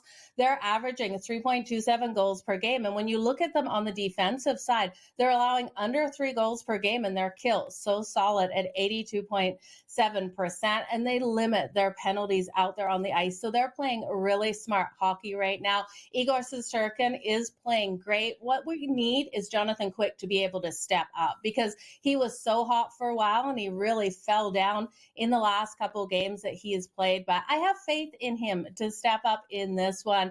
I think the Rangers have every opportunity, and I just don't trust the Carolina Hurricanes with their goaltending. I don't trust Ranta. I don't trust Spencer Martin. They need Anderson back, but I'm not sure if he is going to be back at any time soon. The Flyers have way too many issues, and the Islanders, I just don't see with their defensive side what they're doing out there, being able to get there. The Penguins, though, if Sidney Crosby and this team really steps up, that's a super long shot. I think they still make the playoffs, probably in a wild card spot. And a bomb price here, Joe, for you in the Atlantic. Boston's at the top. You think they're vulnerable? They are vulnerable here. The Tampa Bay Lightning, I think, while it's a long shot, it has every ability of cashing at plus 2,500. You look at this team, and they started off so slow without Andre Vasilevsky in goal. I do think if they go on a run, they have every opportunity, and I just can't get past this price. When I was looking at this division and the prices, you look at the Boston Bruins, 49 games played, they have 71 points. The Tampa Bay Lightning are far behind, 50 games played, 59 points, but if they can clean up what they're able to do on the road defensively, and they really need to do that, they could make a run here. And if they make a run, they're going to push it with the Boston Bruins. And don't forget, the Boston Bruins used too much effort last season to finish the season off before playoffs. I don't think they go and make that mistake again. All right, Joe, I want to make sure you have enough time here for the Pacific. The only minus price for you, what do you like? Yeah, the Vancouver Canucks, this team is playing so hot right now, and I don't think anyone's going to slow them down. Offensively, this team is just absolutely clicking out there on the ice. The Vegas Golden Knights, I can't trust, and I think the Edmonton Oilers, well, they're on a big run right now. Coming back out of this All-Star break, it came at the worst time for them. Getting those 16 wins and then taking 6, 7, 8, 9, even up to 10 days off for this team is going to be killer for that momentum they were building. So I do think the Vancouver Canucks, with everything they have, strong goaltending out of Demko, has every opportunity to win this division. They have 71 points at the moment, and I really do think you look at their offensive defenseman, Quinn Hughes, you look at Elias Pettersson, JT Miller, this team has it all. Excellent, excellent stuff, Joe. We appreciate the breakdowns there. A pick for each of the divisions right now with these standings heading into the All-Star break. Best of luck to you, Joe. We appreciate it again. Coming up next, Mike Blewett right here, Game Time Decisions.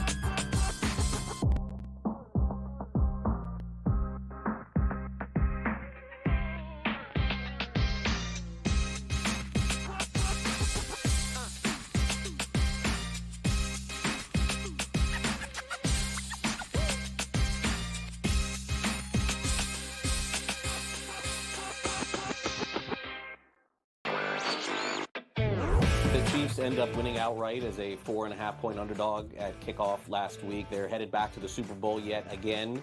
They were phenomenal, Vinny, in the first half, and they were phenomenal against Miami in the first half, too. A lot of motivated players, and look, you got to hand it to them. Youthful players playing in a great system by Spagnuolo, and we know how great of a big game coordinator Steve Spagnuolo is. Newswire, only on SportsGrid. Your gut says Miami is going to win, and you should take the over. Your gut also said your NFT selfies would only go up in value. They didn't. But your head is on SportsGrid and knows the QB is in concussion protocol. The backup has a 45 QBR against the zone coverage. The New York D has the most sacks in the league. So yeah, trust your head. It's smarter to be on SportsGrid.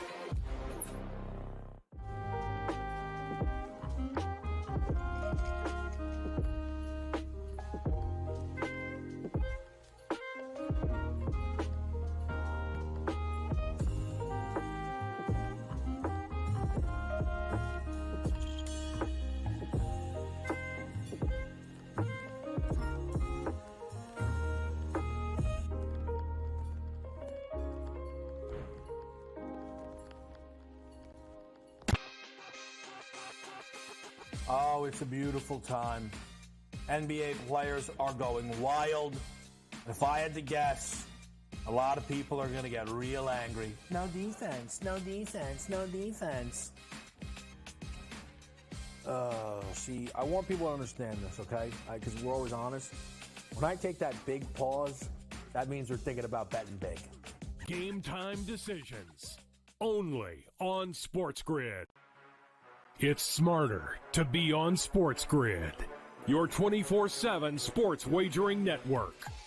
We'll look at the Heisman Trophy The early race line. and what it all means. Individual success. You should have tried to get something for Anthony Rendon. Not bought at the deadline. Newswire. We're getting a lot of news, trades, cuts, and some movement in terms of starting quarterbacks, Pharrell backup quarterbacks. coast to coast. I want to watch great players make buckets and win games. Game Time I have Decisions. no idea what the heck the Blazers are doing and what they In-game live. Just Prime took 'em time. yard for a grand slam. The bottom of the fourth inning in a 12-2 baseball game. We got football scores going on at Wrigley right now. Sports Rage That was Late good betting. Night. We waited for a 1.5. We got paid. We did. Didn't like the 2.5. Jumped on There's it. no taking weeks off in golf betting ever. These are the best weeks to bet. It's smarter to be on SportsGrid.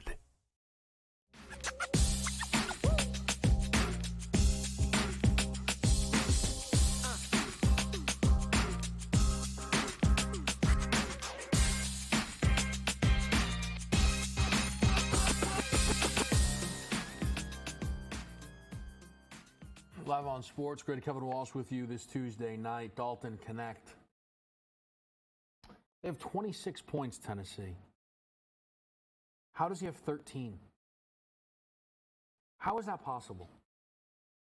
Did you guys tune in tonight thinking that you're just going to watch me complain about a Dalton Connect prop?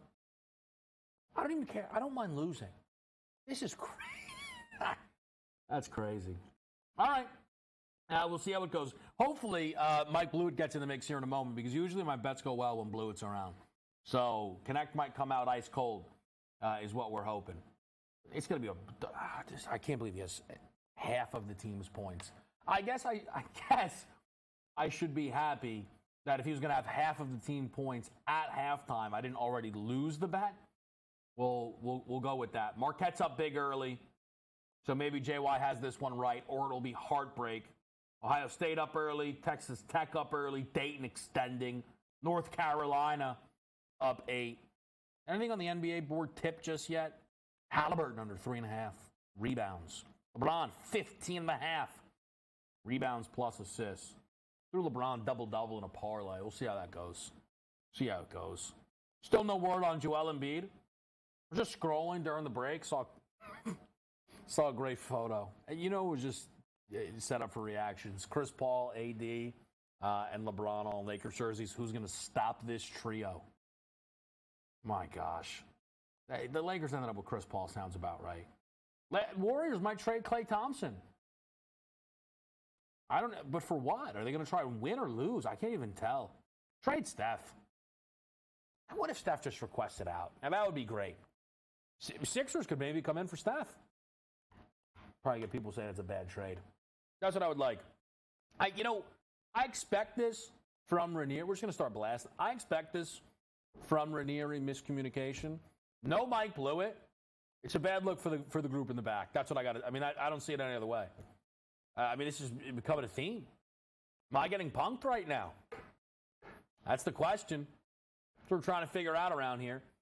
Nevertheless, one thing, with this Super Bowl, because that's an easy spot just to make the move here. More markets are starting to pop up, and one of the markets I've been anticipating is quarterback versus any other position. So I have the Purdy plus 450. Quarterback is now minus 280. Any other position is 2-1. So I could bet any other position at 2-1. I'd have to figure out what for. And then it would be a big bet on no Mahomes, right? Mahomes to not win Super Bowl MVP, which would assuredly cash as long as the Niners win the game, and could cash even if the Chiefs won. But that's one of those things I won't be doing because, and you guys can probably tell this already, but I'm in on the Niners for this football game.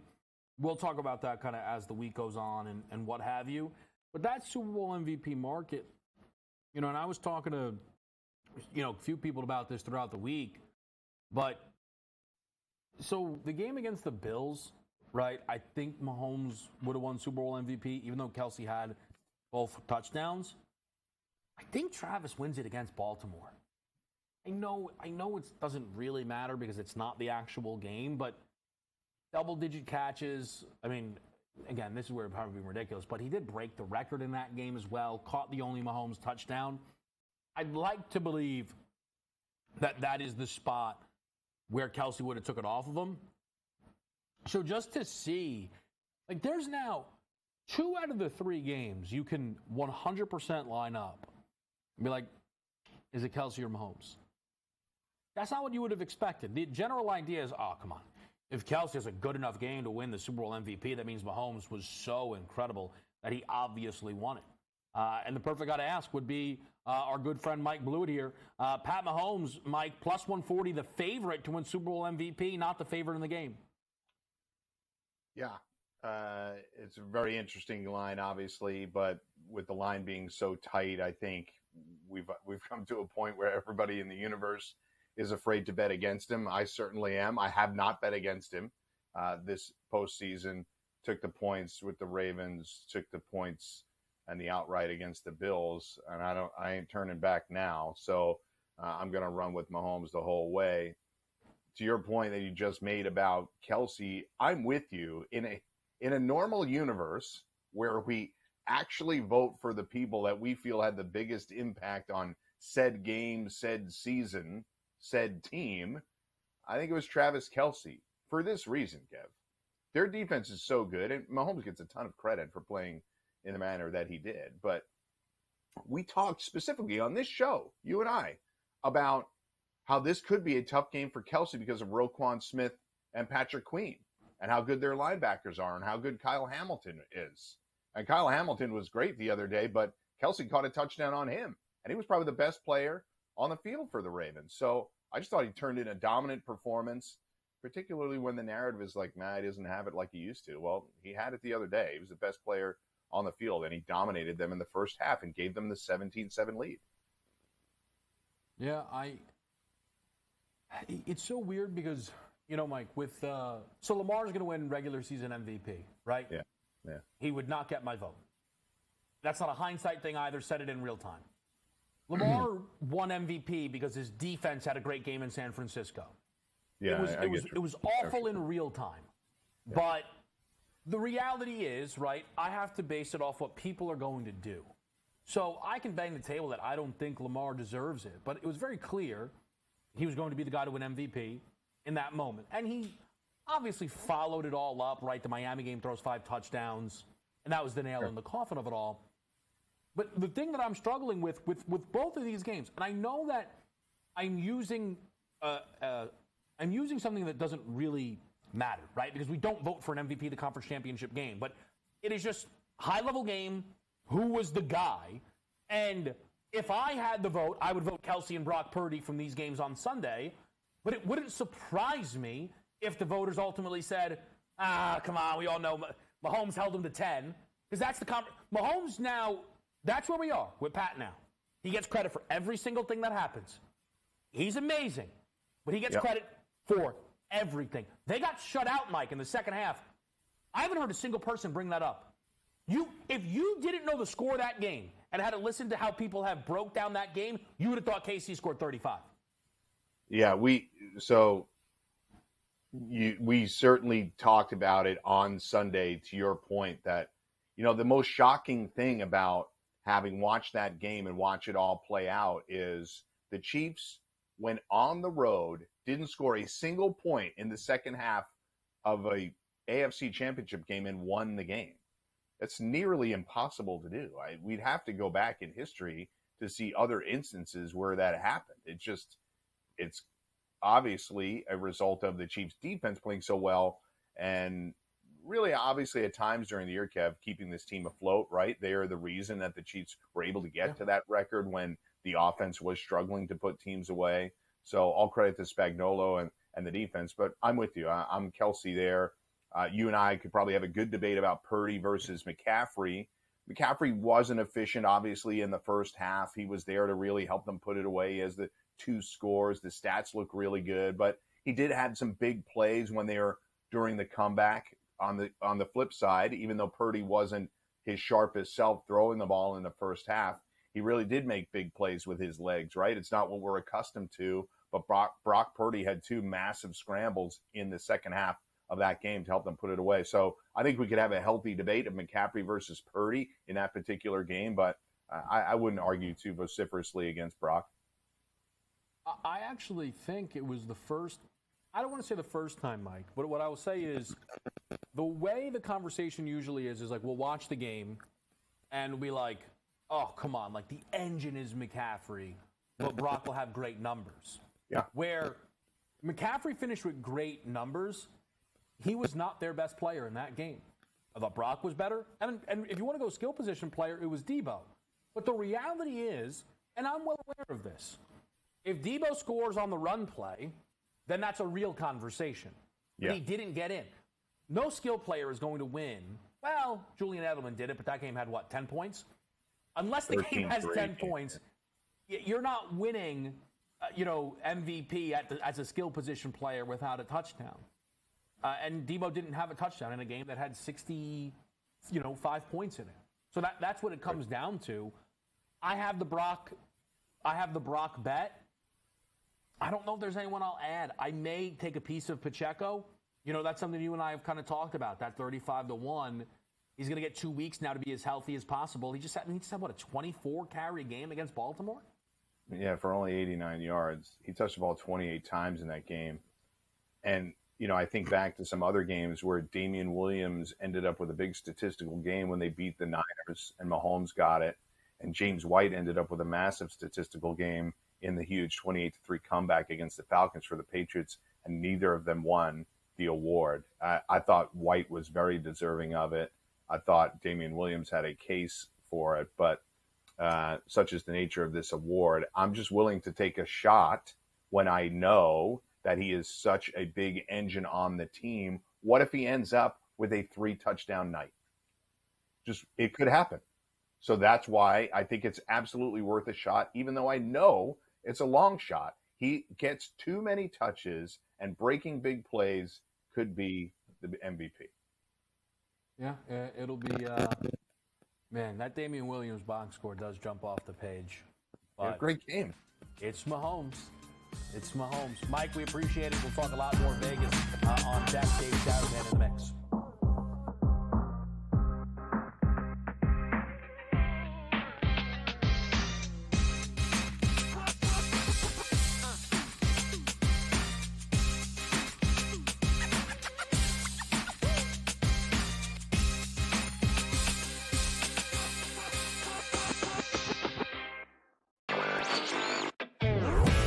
End up winning outright as a 4.5-point underdog at kickoff last week. They're headed back to the Super Bowl yet again. They were phenomenal, Vinny, in the first half, and they were phenomenal against Miami in the first half, too. A lot of motivated players, and look, you got to hand it to them. Youthful players playing in a great system by Spagnuolo, and we know how great of a big game coordinator Steve Spagnuolo is. Newswire, only on SportsGrid. Your gut says Miami is going to win, and you should take the over. Your gut also said your NFT selfies would only go up in value. They didn't. But your head is on SportsGrid and knows the QB is in concussion protocol. The backup has a 45 QBR against the zone coverage. The New York D has the most sacks in the league. So yeah, trust your head. It's smarter to be on SportsGrid.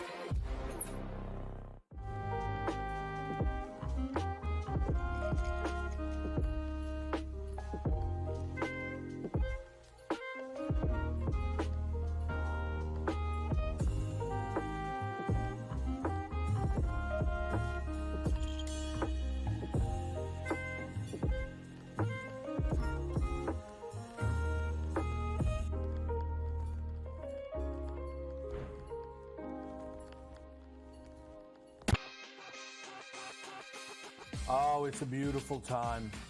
NBA players are going wild.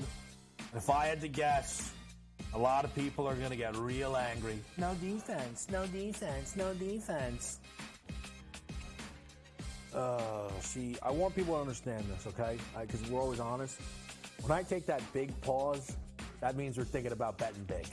Game time decisions, only on SportsGrid. It's smarter to be on SportsGrid, your 24/7 sports wagering network. We'll look at the Heisman Trophy The early race line. and what it all means. Individual success. You should have tried to get something for Anthony Rendon. Not bought at the deadline. Newswire. We're getting a lot of news, trades, cuts, and some movement in terms of starting quarterbacks, Pharrell backup quarterbacks. coast to coast. I want to watch great players make buckets and win games. Game time I have decisions. no idea what the heck the Blazers are doing and what they In-game live. Just Prime took 'em time. yard for a grand slam. In the bottom of the fourth inning in a 12-2 baseball game. We got football scores going on at Wrigley right now. Sports Rage That was Late good betting. Night. We waited for 1.5. We got paid. We for did. patient, didn't like the 2.5. Jumped on There's it. no taking weeks off in golf betting ever. These are the best weeks to bet. It's smarter to be on SportsGrid.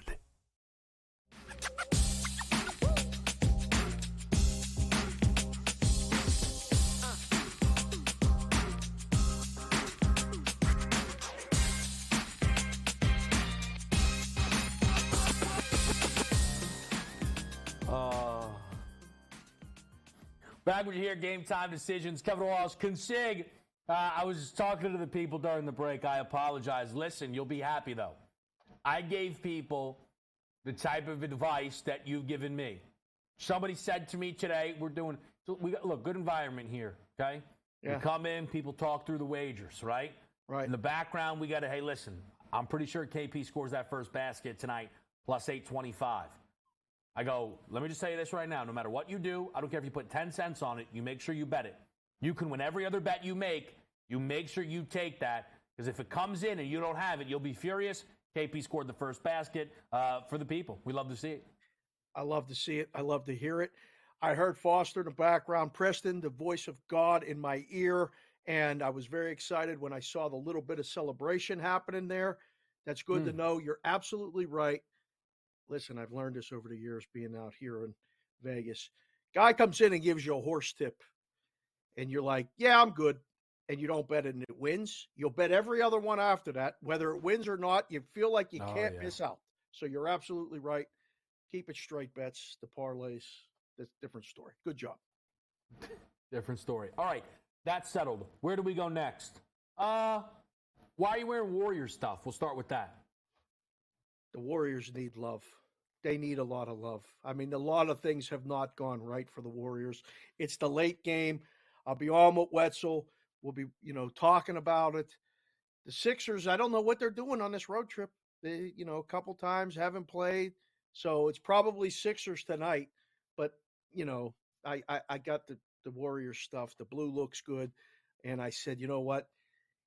The books might need the Warriors tonight. So I'll wear the stuff, for the people. Okay. I have no idea if Embiid is going to play yet or Nobody not. does. And the thing is, it's a hard line to read because Maxi's out. Right. And the books are struggling with what to do with the Warriors numbers.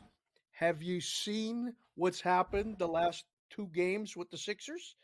The game against Denver Saturday was 5.5, 6. It moves to 7, closes 13.5. So what do they do at Portland? Well, you make the Sixers 9.5, 9. It closed 5. Like, the last thing you want in the book in the room is ridiculous, fluent line movement on the side. You can't control the totals as much. But a 5-point move, 6-point move in a few hours on an NBA game, recipe for disaster. Very much so. Very much so. I just remembered, the two. I forgot I do this. They have this thing. Who's going to make the first 3 in the game? I took it in the Lakers-Hawks game. I took Trae Young. I saw his name. It was a 2. We'll see. Someone will hit a 3. What was the thing we used to do on the radio with the 3 and the 2? 3 by 2. 3 by 2. 2 threes in the first 3 minutes. 2 threes in the first 3 minutes. It was some of the best content I've ever done since I got into this space. We had so much fun. The route was amazing. It was quick. And then when you start to do it a little bit, like you got on a roll. You and Donnie started to give me some good stuff. That was good best stuff. Thing, though, was last year. It wasn't this year. It was last year, 2 years ago.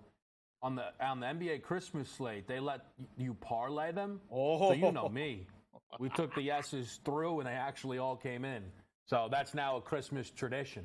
Yes. Right up there with seeing the family and exchanging gifts. Yes, on the 3 by 2 throughout.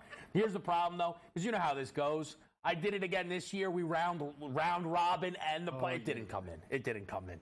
They got a lot back. They got more back than I probably took the first year, which is fine. That's how it goes. Hey, as long as you got enough for the vacuum cleaner, I'm good. Okay? As long as you're ahead. Makes sense. And for the vacuum cleaner, sweep them all up. That's perfect. Yeah, 100%. 100%. All right, where do we want to go? Where do we want to go, Consig? What's on my mind? Let me ask you. College baskets, right? I mean, Tennessee's trail, South Carolina. That's interesting, right? North Carolina, look-ahead spot at Georgia Tech, laying some big wood on the road with Duke on Saturday.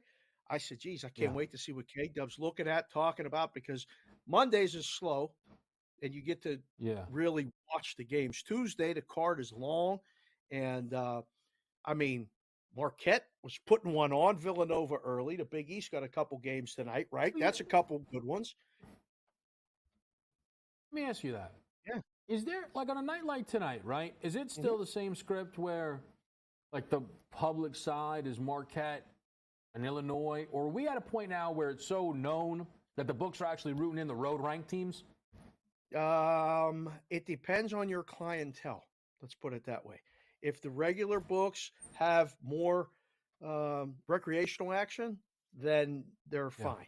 But if you have the professional action, you might end up on the wrong sides or the public side perception or whatever that is. Yeah.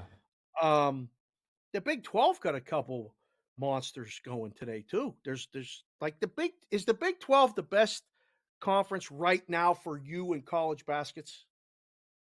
So that's where it gets, I think that conversation is always interesting, right? Because if you want to just go depth, you'd struggle to say no, right? Okay. But if I think there's more teams that I would rather bet to win the title in the SEC, then what's the correct answer? You know what I mean? So you're the SEC top heavy. You like the top teams in the SEC to actually make noise in March, where it's a limited menu in both the Big 12 and the Big East. Like, I have those three as the top three. Right. Like Ken Palm, and look, again, it's a great point of reference. I always preface this just because I know there's some people like, oh, Ken Palm's not a Bible. It's not about a Bible. It's just a good point of reference, okay? Yes. 10 of the 14 teams in the Big 12 are inside the top 35 on Ken Palm, right? So in some respect, I go, okay, I respect that. Also, no way, right? This is the thing that's happened with the Big Ten for years. Yes. They all beat each other, so they all have great resumes because they've all had great wins. But then you look in you go, oh, wait a minute, everyone's 500 in the conference. Yeah. So that's always going to be the hesitation for me. I saw something today. It really piqued my interest. At SportsGrid, we did our own bracketology, and our guy, and listen, you can compare it up there. It matches up. Gonzaga first four out. Yeah, I'm telling you right now, if we get to that West Coast tournament, and Gonzaga needs to win it for an auto bid, Dave, trouble. I can't wait to. But see, I don't know. Because, look, that conference is it's even, right, they lost BYU, so it's nowhere near as deep as it once was. Right. Usually, too, it's full of usually Gonzaga starts in the semifinal, right? They're usually a game away from the final game. Yeah, they play You got to two imagine. games, the semifinal and the final. That's it. You I go have every to year. Imagine. It's here at the Orleans. If you want to come, you can come out. We'll watch St. Mary's, beat Gonzaga, and go to – No, but it'll be hold on. perfect. What? But this is going to get interesting. Hold on. And I'd love to go, you know that. But that's not the point for a moment. Gonzaga's usually playing in that thing, and our question is, hey, are they going to finish the conference unbeaten? Are they going to be a number one seed overall in the tournament?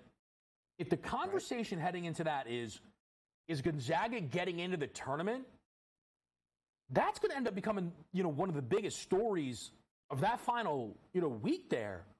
But I can't get over the notion of the books are going to have to really juice that Gonzaga number. Really are going to have to juice it. Okay, because if Gonzaga needs it, Dave, they should be juicing it now. You should be juicing it now. Go get the Gonzaga money. Let's do it. Let's start the petition. Go get the Zag money. They're not winning the NCAA tournament. They didn't win it when they had arguably one of the best teams. No. They're not winning it now. They may not even make it. I don't know what the price is to make the tournament or to make the Final Four. But if you can find a no, let's do it. Let's go. It's not going to happen. It's just not. For me, I have a preseason Gonzaga ticket. It's actually my shortest one, which is just kind of how it broke out. Okay. But I'm not like the other stuff looks good, so that's not the point. I really struggle to believe that team is going to miss the tournament. Yeah, I don't think they'll miss it. No, they're. But Dave, they're on that line. Like that is now, and they're not going to book. They're booking regular season winners. They're not booking conference tournaments yet, and they won't until brackets are set, which is fine. But the world where Gonzaga needs that game is so interesting. They have a trip, Dave, to Rupp on the 10th. So what's that? The day before the Super Bowl. I know it's crazy.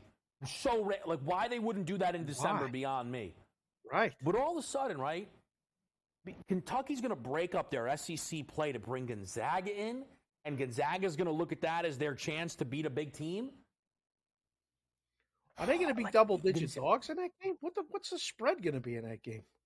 I was talking to someone that they said 8? they could see it being 6. Hold on, let me look, though. Woo! No, because, see, this is the thing. They're still getting respect from – where's Kentucky on this deal? Hold on, let me look it up here for you.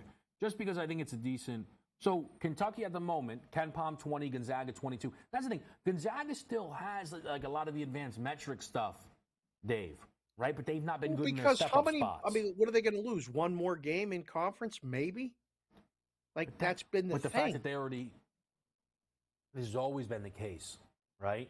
Right. So I am now – they are now, to me, the most interesting team in college and that's partly with the future and the stuff like that. But yeah. Just we've never had the West Coast tournament with Gonzaga's making the conference, the NCAA tournament on the line. That's never happened before. Yeah. Or at least in 25 years, whatever it is. You just had Blewett on. Blewett was out here for all the conference tournaments last year. We drove around.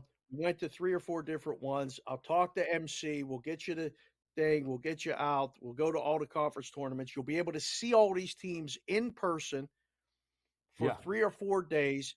We'll be more informed than ever to come strong with the tournament plays. I think it'll be, listen, is it not? We've been talking about it for a couple days now on Bostonian versus the Book. This is the most wide open that it's been in a number of years. The top-heavy conferences got really good teams that can win. Conference like arguably the Big 12 and the Big East have a bunch of teams that are going to get in, but only 2 or 3 that can win it. I look at that board, the conference, the college basketball future odds, and I'm thinking, man, I wish I was back in the book this year because you could take bets. I mean, you used to get bets on like 30 teams, like significant bets. I think you could get bets all the way down 40 or 50 this year. It's going to be awesome. But then, I can't believe we only have a minute left. But at that point, then, do you start bringing back the top teams at bigger numbers and shortening that back end group, that 45? You know what I mean? That 30 to 50 range. Because you don't want to expose yourselves. More volatility in that 50 to 100 range between shops. You can't take multiple bets. Like, it depends how the book versus or risk welcoming. But if you take a bet at 100 to 1 and you take another one at 75 to 1, now you might be in a little bit of trouble if that team gets hot. So you might see from 100 to 50, and then the second bet's at 50 or less. Interesting. So that's a risk room discussion that we can have in person next week, Sunday. I look forward to breakfast. Bostonian versus the Walsh. We'll make it happen. We'll be right back. I'll give you a best bet.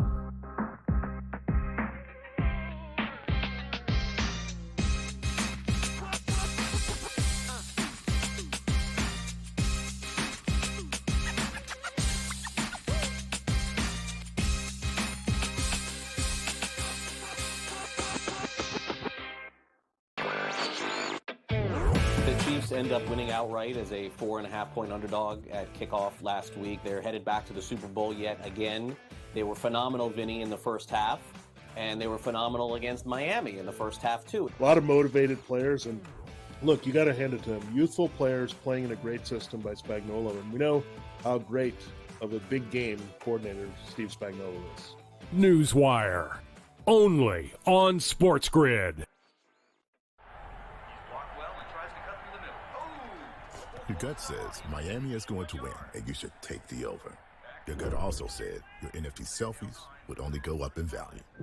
They didn't.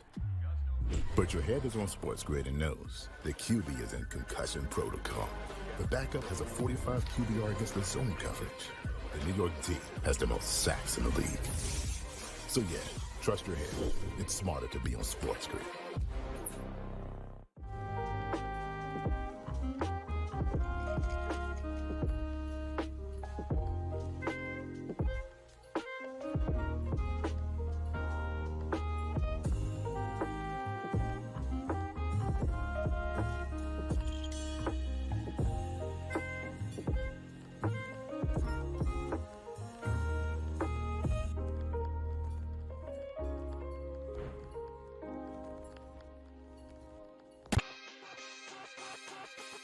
Oh, it's a beautiful time.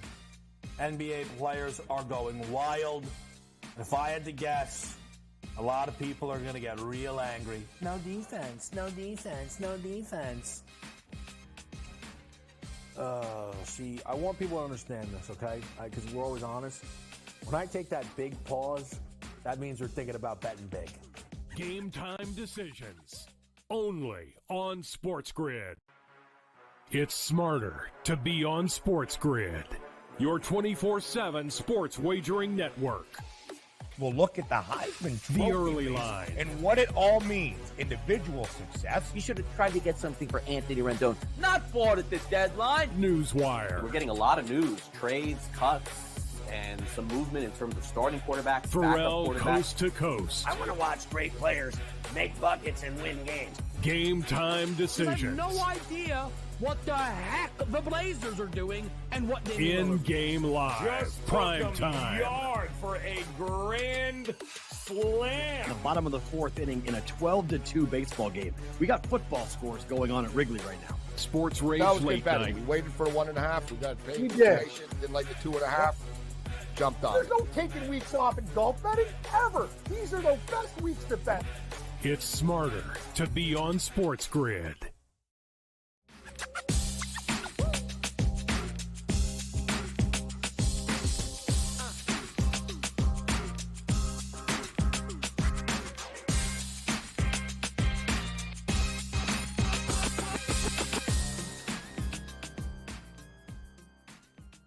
Game time decisions. I was just over there because the Hawks, Lakers.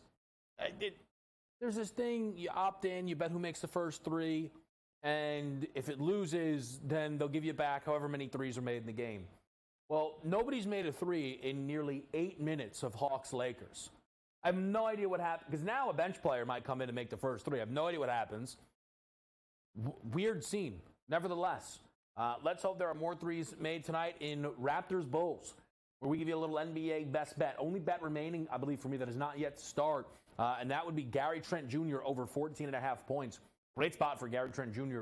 So the OG Anunoby trade happens, and R.J. Barrett and Emmanuel quickly come back. They could not play in the game against Detroit. Gary Trent Jr. starts, scores 24 points, and more importantly, plays 39 minutes. Trent Jr. then follows that up with their last game out. And if you notice for Trent Jr., it was much less minutes-wise. IQ and RJ were injured together at the same time, which is the case tonight. He only played about 25 or so minutes. Gary Trent Jr., 5 fouls. Foul trouble. Still got there. I think you get about 35-plus minutes tonight. Only once this year has Gary Trent Jr. played more than 30 minutes and not gone over 14.5, and he landed at 14. You could bet his over 2.5, but it's very expensive. Very, very expensive on Trent Jr. What I would say is if there's a cold start, you could look for a minus 120, 2.5. Halftime wager, make sure those minutes are secure, foul trouble's out of distance. But Gary Trent Jr. is in a really nice spot tonight against the Chicago Bulls for plenty of volume, and I expect that he will step up. Late night, we wait and see. Will Joel Embiid play against the Golden State Warriors? A 3.5-point line, meaning the number is dropped, worked back towards Philly. Maybe somebody knows something out there, and Embiid is going to play. If he does not, what will his MVP price be as soon as that news is confirmed? The highest it's been all season, I'll tell you that. In-game live is next. Kevin Walsh, best of luck.